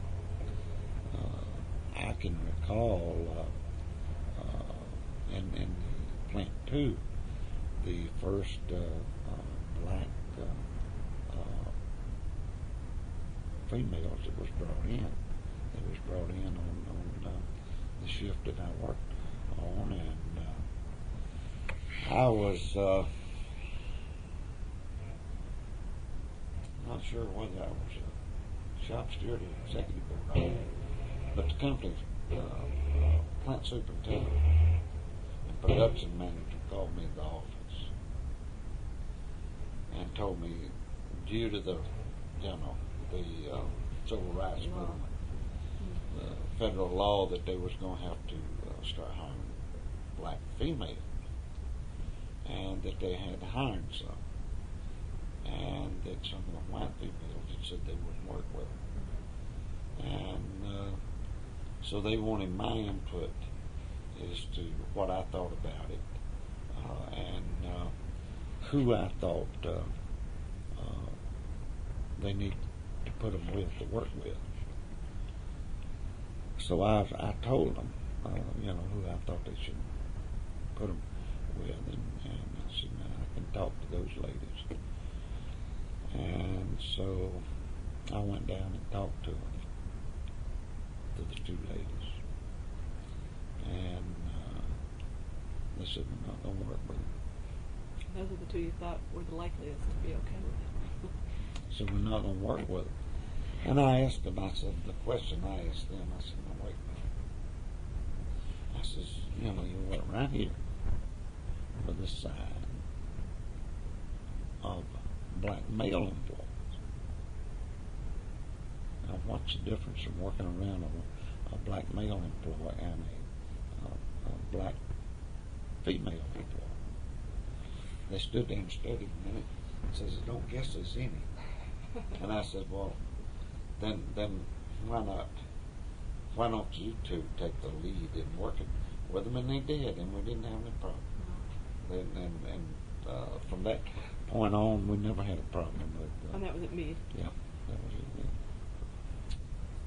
And we never had a problem as far as refusing to work with the races, refusing to work with each other.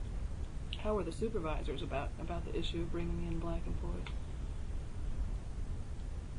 They never really, I guess, they never really expressed that to us, and I couldn't tell that they made any difference between them.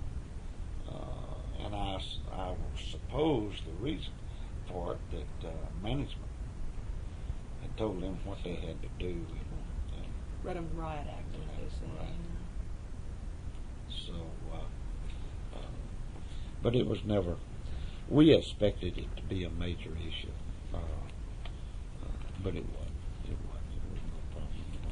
Do you remember the times did they have to desegregate in the restrooms and things like that? Oh yeah, yeah. We was expecting that to be a major problem, and surprisingly to all of us, it wasn't. It went off swell. Did they have much in the way of segregated facilities in the plants before, in those early years? You got restrooms, I guess, break rooms, maybe locker rooms or something. Yeah, you very seldom ever saw.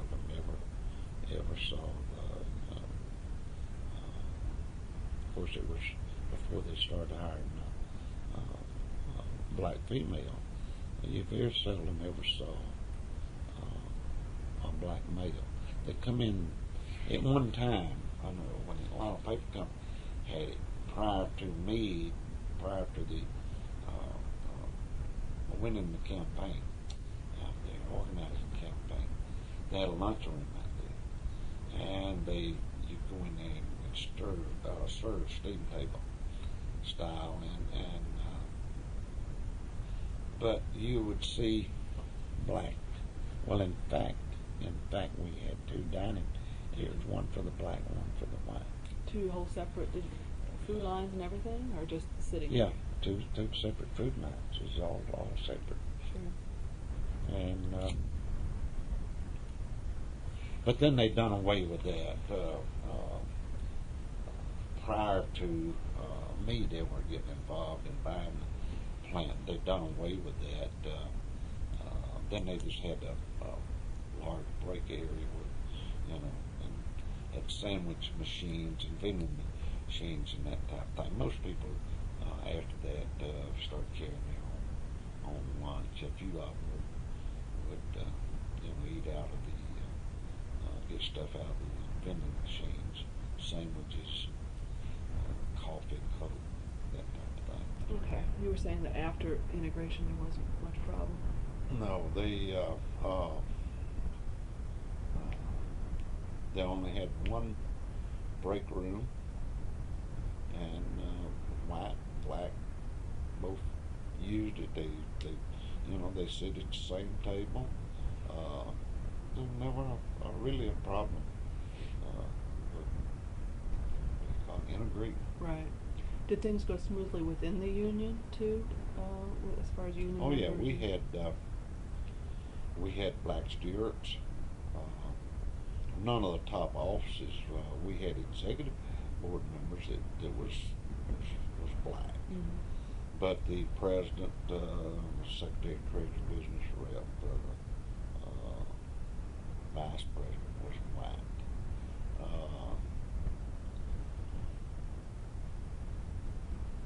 But we did have black shop stewards. We did have black executive board officers. We had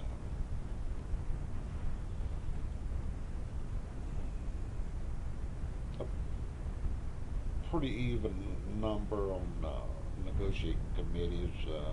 Our committees we always had those mixed, black and white, male, female.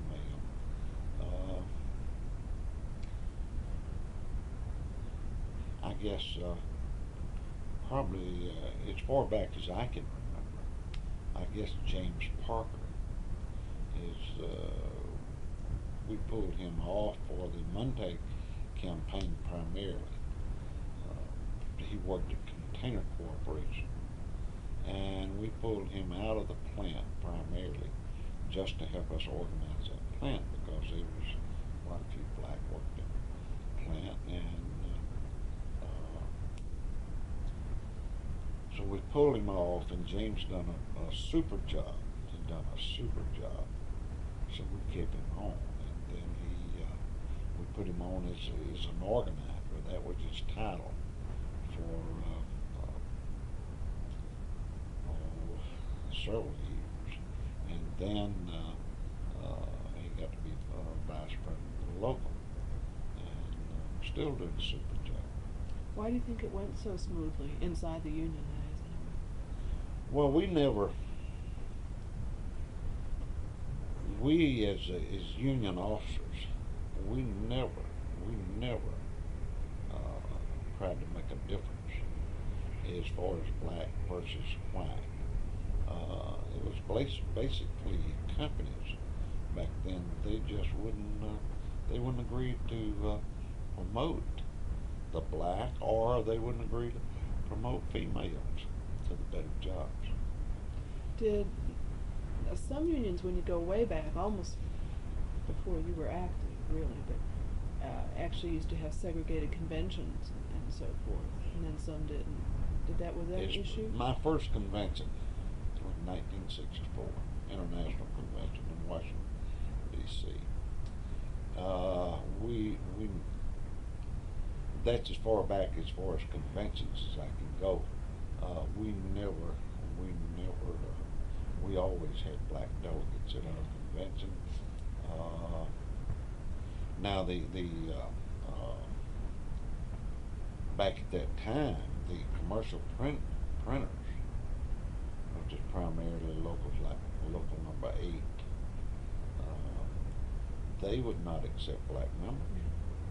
Still, until sometime after that, I guess. Until after the law changed, and until after 1964, and for a while after that, they still did, Do they have a written policy, or is it just practice? I'll have to ask somebody from that local. I don't remember a written policy, but they would never agree to take one in as a member. That was the reason they carved out. I always thought was the reason that the commercial printers always carved out just the printing, and then they could pretty much control it. It made it a lot easier.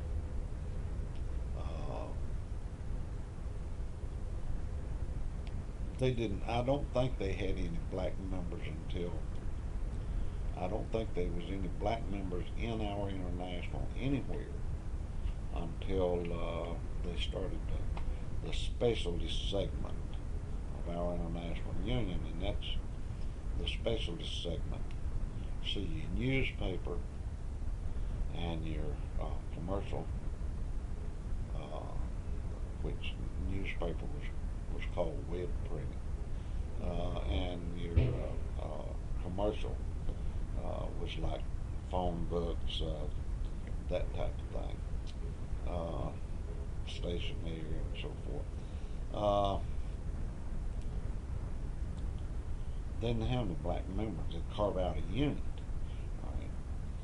Then we had a vice president by the name of Walter J. Turner.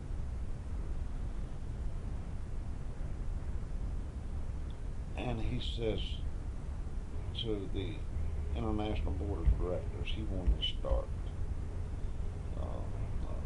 a specialist segment of our international union, which would take everything from door to door.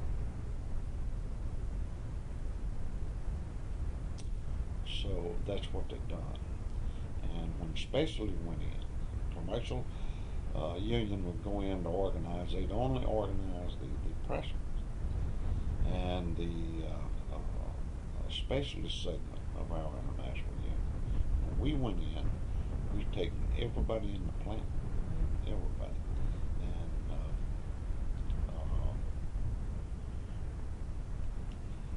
it was that way up until, the law changed in, I guess, 1964. The law changed. And it took people a while after. When did they form the specialties segment then? That was before my time. I don't know what year. I just know that's, the history of our international. Well, I wanted to ask a few questions too about other people and how they related to the union. We've talked a little bit about elected politicians, a bit, and I don't know if there's any others, mayors or governors or city council, or people that you remember having a role with the union over the years.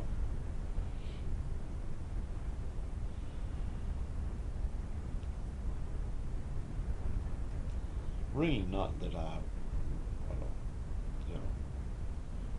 know of any other time other than the strike that they had out there when the mayors or city council and churches got involved. Right. The preachers got involved.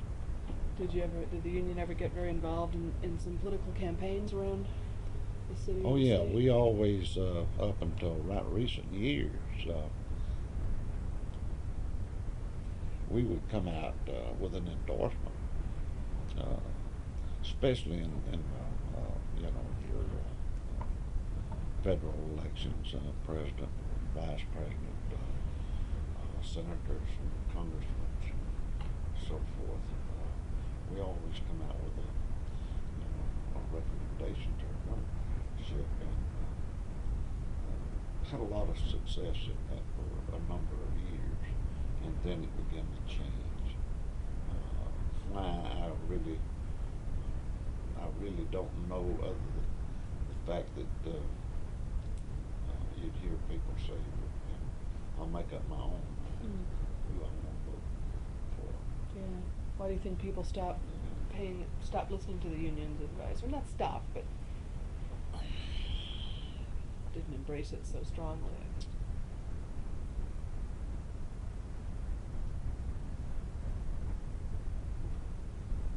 I'm not really sure, other than the fact that, and I'm not real sure on this, but I think the race issue has a lot to do with it.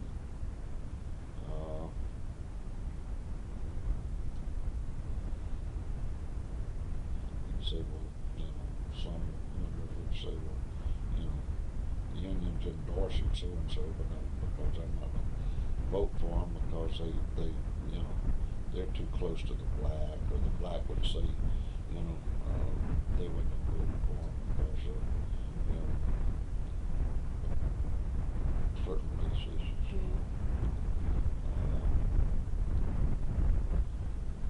But they used to, back whenever I first got to become a member for this organization,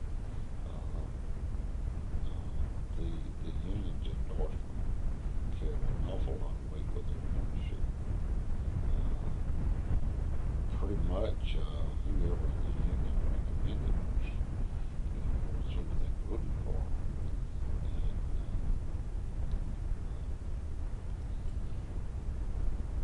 And I guess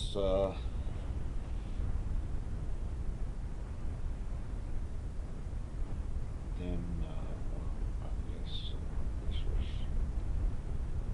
civil rights movement was started back with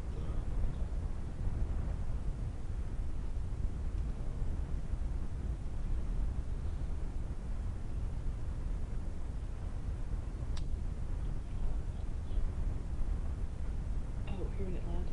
yeah, in the South. It was with With Dr. King and others? Dr. King. Mhm. And then President Kennedy come along. He carried the ball before his assassination, and then after his assassination, Lyndon Johnson, I guess, done more to get things moving on civil rights than any other president that we have had that I can recall. And I think rightfully so. I think it was, I never did, I worked on the machine at Meade. I was a pressman. Then I was lead pressman out there. I never differentiated between employees because of race. I had, each machine had anywhere from 2 to 4 scrappers on the machine. We had 2 guys that stocked the machines, and in the department I worked in, I never had any problems with any of them. We was all, employees trying to make a living. And when you talk about the political thing too, a lot of unions experienced that there was a lot more division than there used to be among their members on the national level, especially about presidential politics, where unions couldn't get people to come along quite so readily. It used to be that unions would almost always endorse a Democrat president. In the past even 20, 25 years, there's been a lot of change there too. I don't know if you've seen that among your members or To some degree, yeah, to some degree. you have to follow the lead more. It's not so clear maybe as it was. Well, we used to always, and I really, I can't remember the time that our international union ever endorsed anybody except a Democrat. And it's still that way today. Now the members don't follow, neither the white or the black. Then after you begin to get more blacks begin to run for offices, then you had a lot of, not all of them, but a lot of the black would support the black candidate.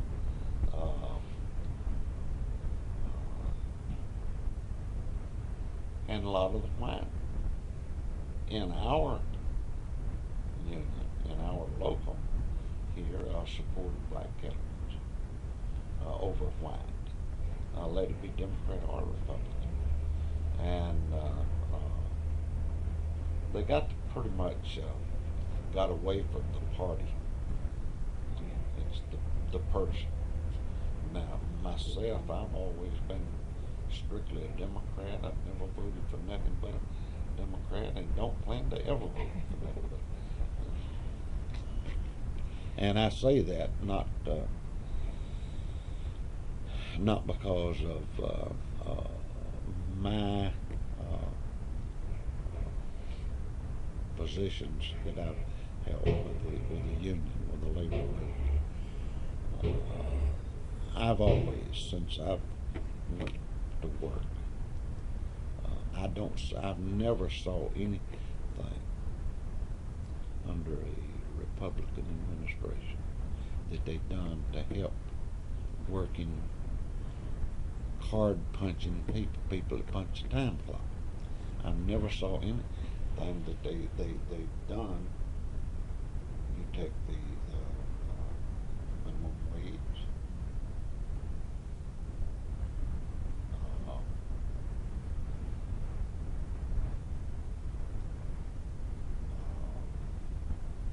Social Security. You go back and study the labor movement, and they was behind everything that the working people's ever got, and it was always when the Democrat administration was in office when they was able to get into any of these benefits for the working people passed. And that's why I'm strictly a Democrat. I'm not a fence rider. Yeah. Let me ask you a few other questions about, I was thinking about things associated with the union. You mentioned things like the Pressman's Home.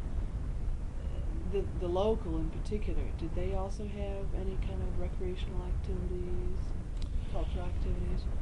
The only thing I can go back to, I guess it was 1964.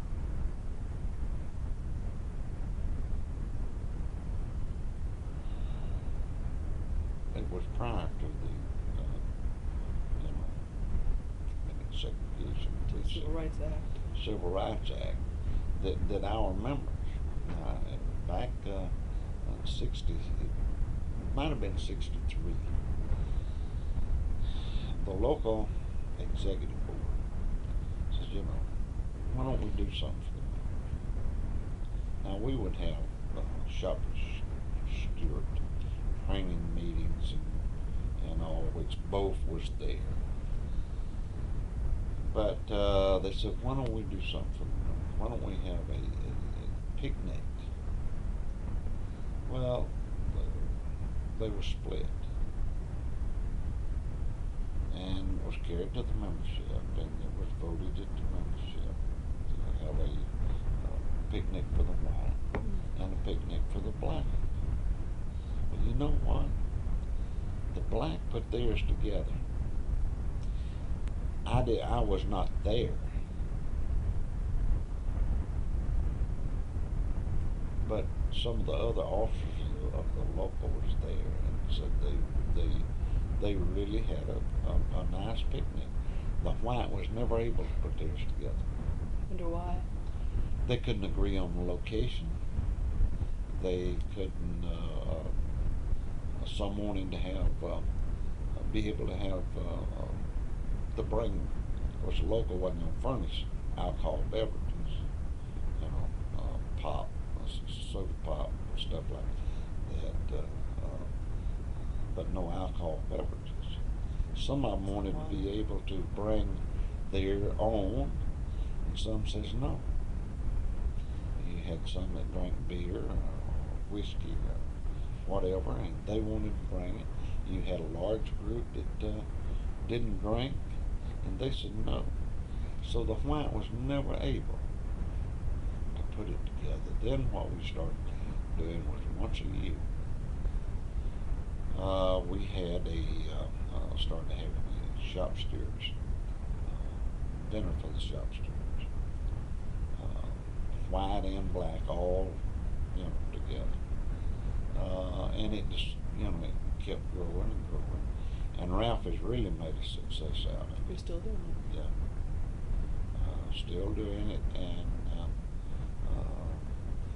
he has. We went from just that, having a dinner for, to having a shop steward seminar for the leaders. We call it a leadership seminar, which is made up of your shop stewards, your executive board officers, your local officers, and it's normally put on by the Georgia State FLCIO. We have had it put on by federal mediation. Used to, but for the last few years, there may be some of the mediators there and play a little role in it, but it's primarily from the Georgia State.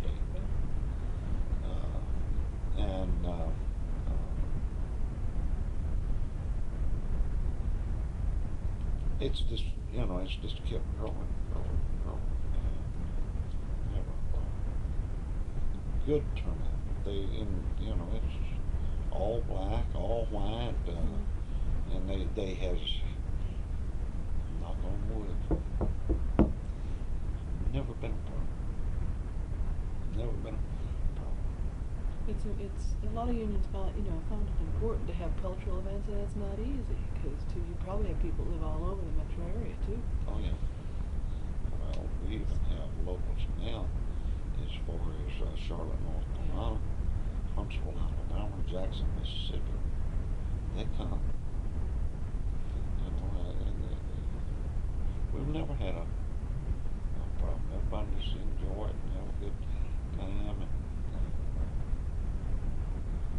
this is not because I'm a member and have been an officer of this local union, but this has been one of the most aggressive. And I've worked with a lot of local unions, but this has been one of the most aggressive in any fashion that I know of anywhere. It's a local union that's always wanted to we want to collect the dues, yeah, but we want to put at least part of that dues money back into the members' hands some way or other.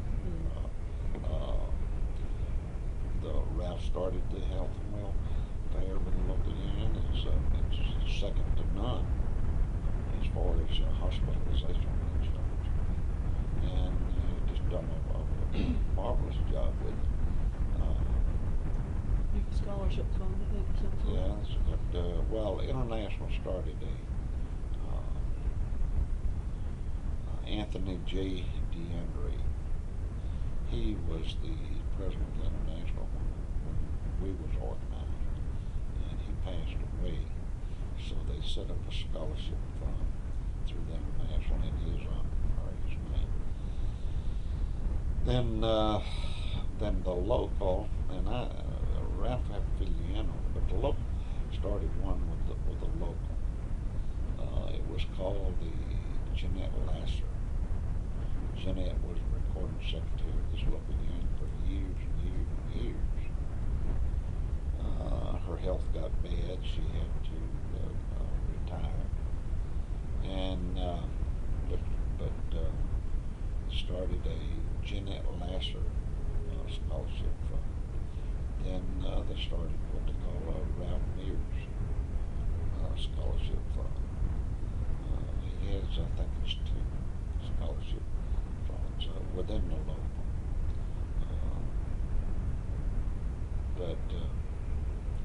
I'm not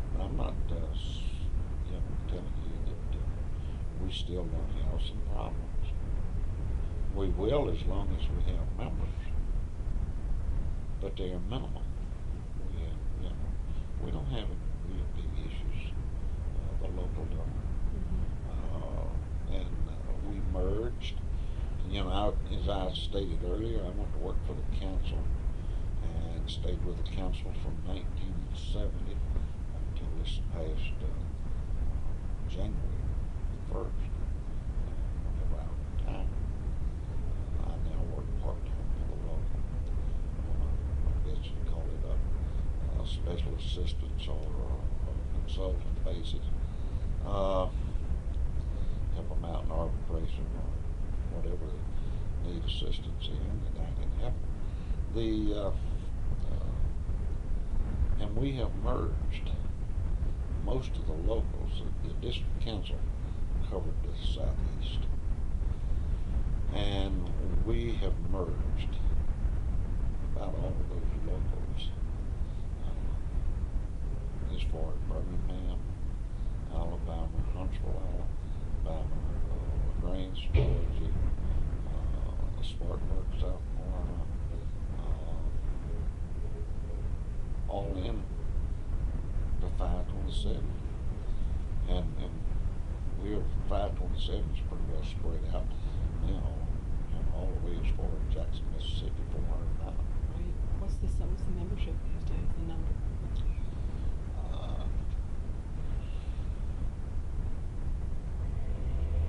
I believe the last figure that I heard Ralph or whoever was probably around 50,000.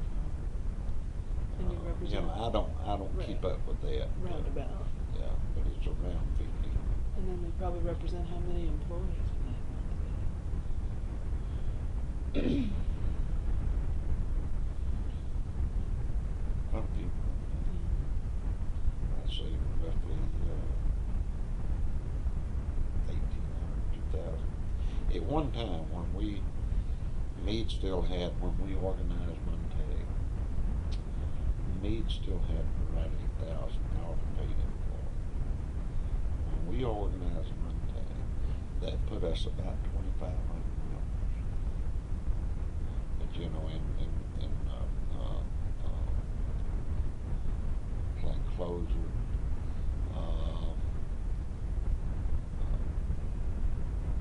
this high tech equipment, that's eliminated a lot of the jobs. And so he still has roughly 1,500. Let me ask you too, when you mentioned scholarship, it makes me think of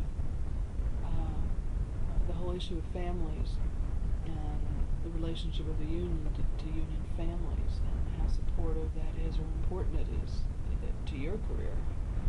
You married at some point along the way. Yeah. Was your wife in the industry as well, in the union? Well, my present wife was. My ex-wife was. Mm-hmm. She worked in, my present wife, she worked at Paramount Printing, which was at one time when it was organized, it was called Miller & Miller. Then Miller & Miller sold to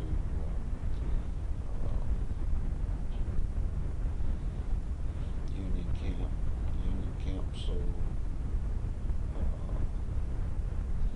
So that plant, Miller plant, was a label plant.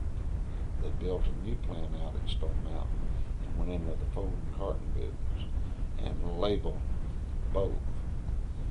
And my wife worked in the label division. The doctor stopped her and they sold Miller sold to Union Camp. Union Camp then turned around and sold to Union Camp turned around and sold the label division to Paramount because they didn't want to be in the label business. Then they turned around and sold the folding carton division to Container Corporation. Then turned around and sold to Jefferson Smurfit Corporation.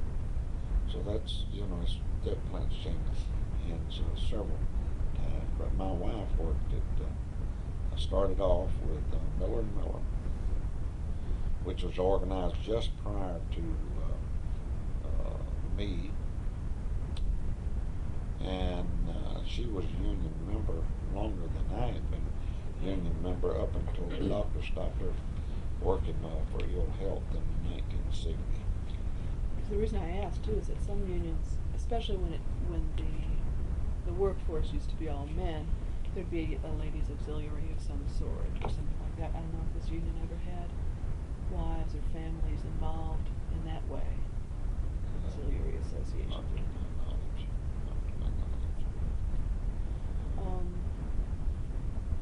I did want to, before we conclude too, to sort of get your impressions of, what you would have done differently. What were the best parts and the hardest parts of your work? Let me go back to one other campaign with you. And that was not this local.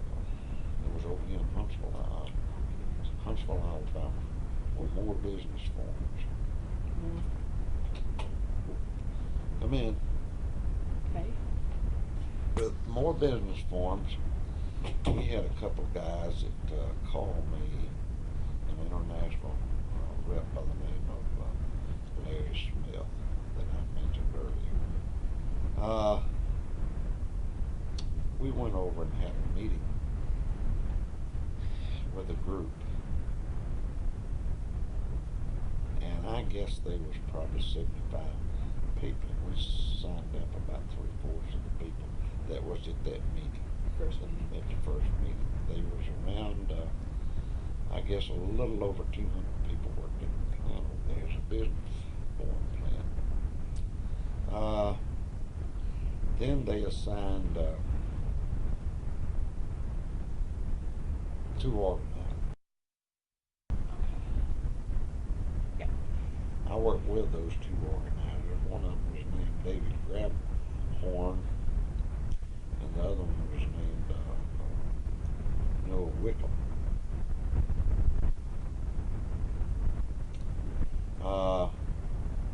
We won the campaign. I didn't do much house calling, but I attended organizer meetings, and I carried literature. We'd have it printed here. I'd carry it over there, and so forth. I worked closely with those 2 organizers. We organized the plant, won the election. Noah Wickham was the union spokesman. And the company would come in and eat half a day. Their attorney's name was Sears, I believe, out of Fort Worth, Texas. He and one of their company's vice presidents would come in, or local people. They'd meet with us for a half a day and break it off. 2 or 3 weeks later, we'd meet for another half a day or a day. They'd break it off. That went on for 6 months or more. Then International Vice President Wade Moore, they assigned him into this office, overseeing President International. He assigned Vice President Wade Moore, which had the name of being the most successful at that time. He's most successful negotiator on the international staff. He sent him in. Finally, the people deserted us. Never got it right, but it was a vicious strike. A vicious strike. I was told, I never talked with the sheriff. Got a national stop me over there. I had to go in the hospital. And 2 of the guys went to the hospital to visit me. I was in the hospital. But they told me that the sheriff, what the sheriff's name was, said, tell me that if I come back over there, that he would have to pick me up. But he was not going. Yeah. And so I called him the national president whenever I got able to go back to work. He said, well, don't go back. Please, gentlemen, get it straightened out. But those guys told me that there was 18 warrants the company had 18, including myself, and for assault with attempted murder. And my name was on each one of the other 17. So there was as I said, it was a vicious strike. Supposedly assault with intent to murder whom? Well, one night over there, there was a lumberyard sawmill just up the road. That guy up there let us have all the scrap wood we wanted to burn for a fire. And we had barrels, set up and burn that wood. And I guess there was probably 25, 30 automobiles sitting across the street from the plant. And I don't know how many people. There was me and one individual standing there at the barrel.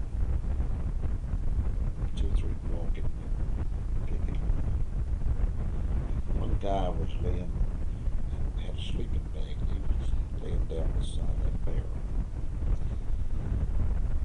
And there was 16 shots. He went through the glass swinging doors in the personnel office. They never, the police, what do they call Alabama's not GBI, so. But anyhow, the same thing over there as the GBI. Public safety or something. They was all up there and all over me about it.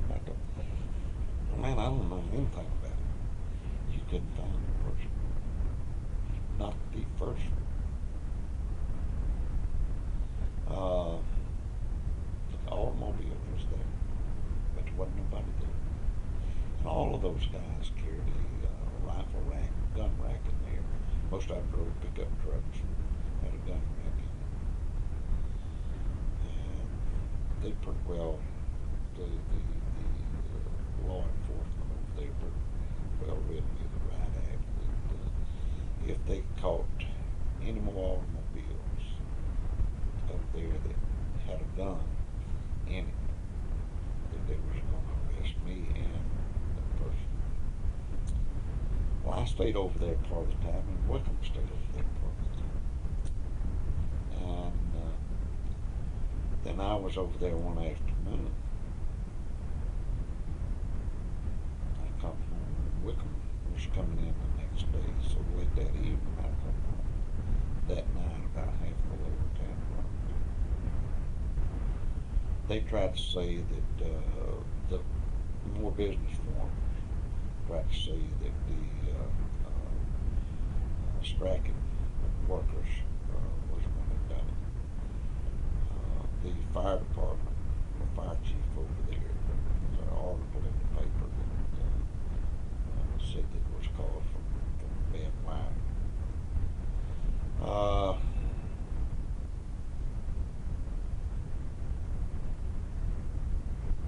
They was, as I said, it was a vicious.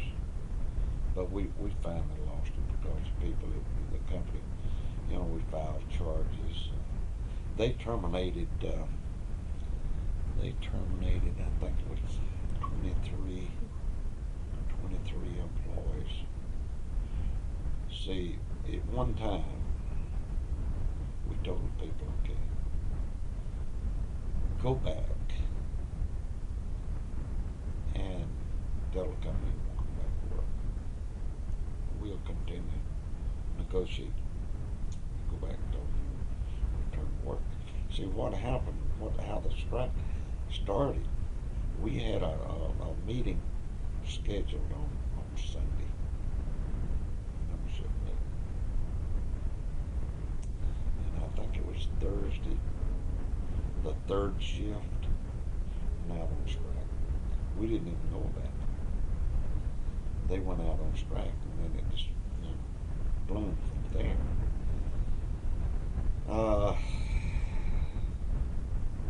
And the company, we couldn't get them to meet up one day at a time, and the people finally just got disgusted. But the plant closed in about less than a year after. But the company, the NLRB, we filed charges. Did you ever know Bob Batson, the National Labor Relations Board? He left here as an attorney for the board, went to Washington, and is something on the board. Right, the name's familiar just because of that. They had him and the other board engineer. And then we hired an attorney out of Gadsden, Alabama, by the name of Reese. And they had to pay out, as well as I remember it, something like $300,000. The company did to the people at the fire.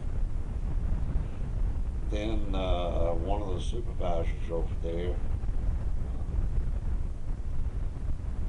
taking out a warrant for one of the strikers. property joined each other, and they had both had some cattle. And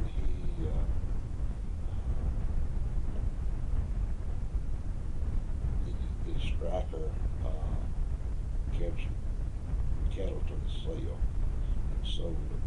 The supervisor claimed that he stole them out of his pasture. And the company fired him, and that went to court, and it seemed to me like that guy wanted something like he got this attorney by the name of Reese representing him at the International footing the bill.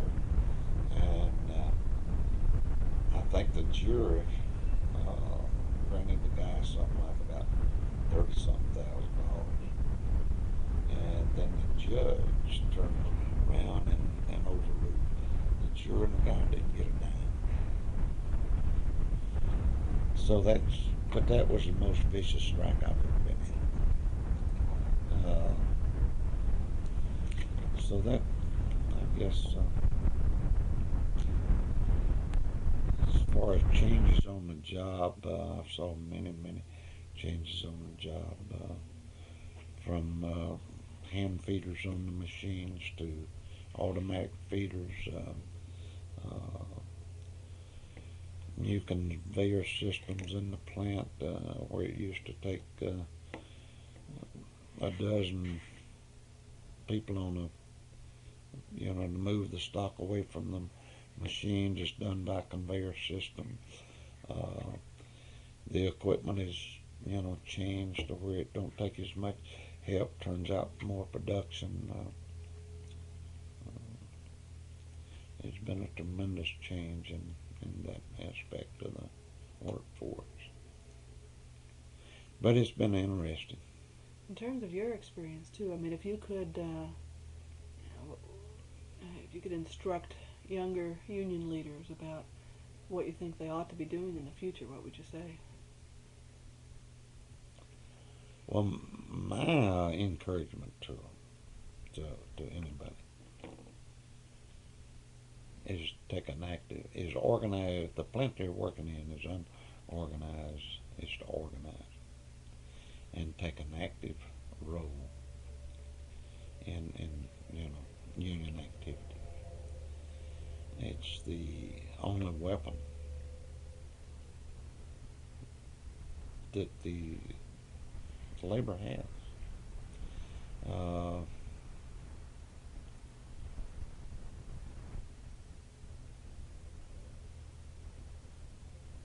Organizing is almost impossible, especially in the South. I don't know about other parts of the country, but in the South, organizing is almost a dead issue.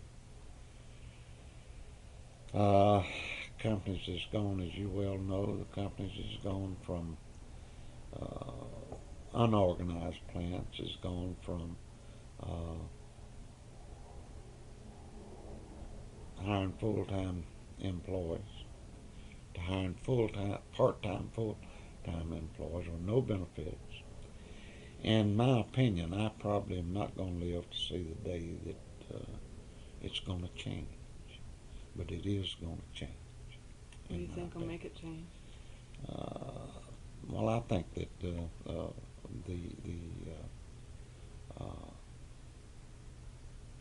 part-time help, full-time part-time help with no benefits. I think the change, in my opinion, when it first comes back, is going to be within what has always been known as white-collar workers, office employees and white-collar workers. But I think it's all going to come back. I think there'll be, in my opinion, there'll be the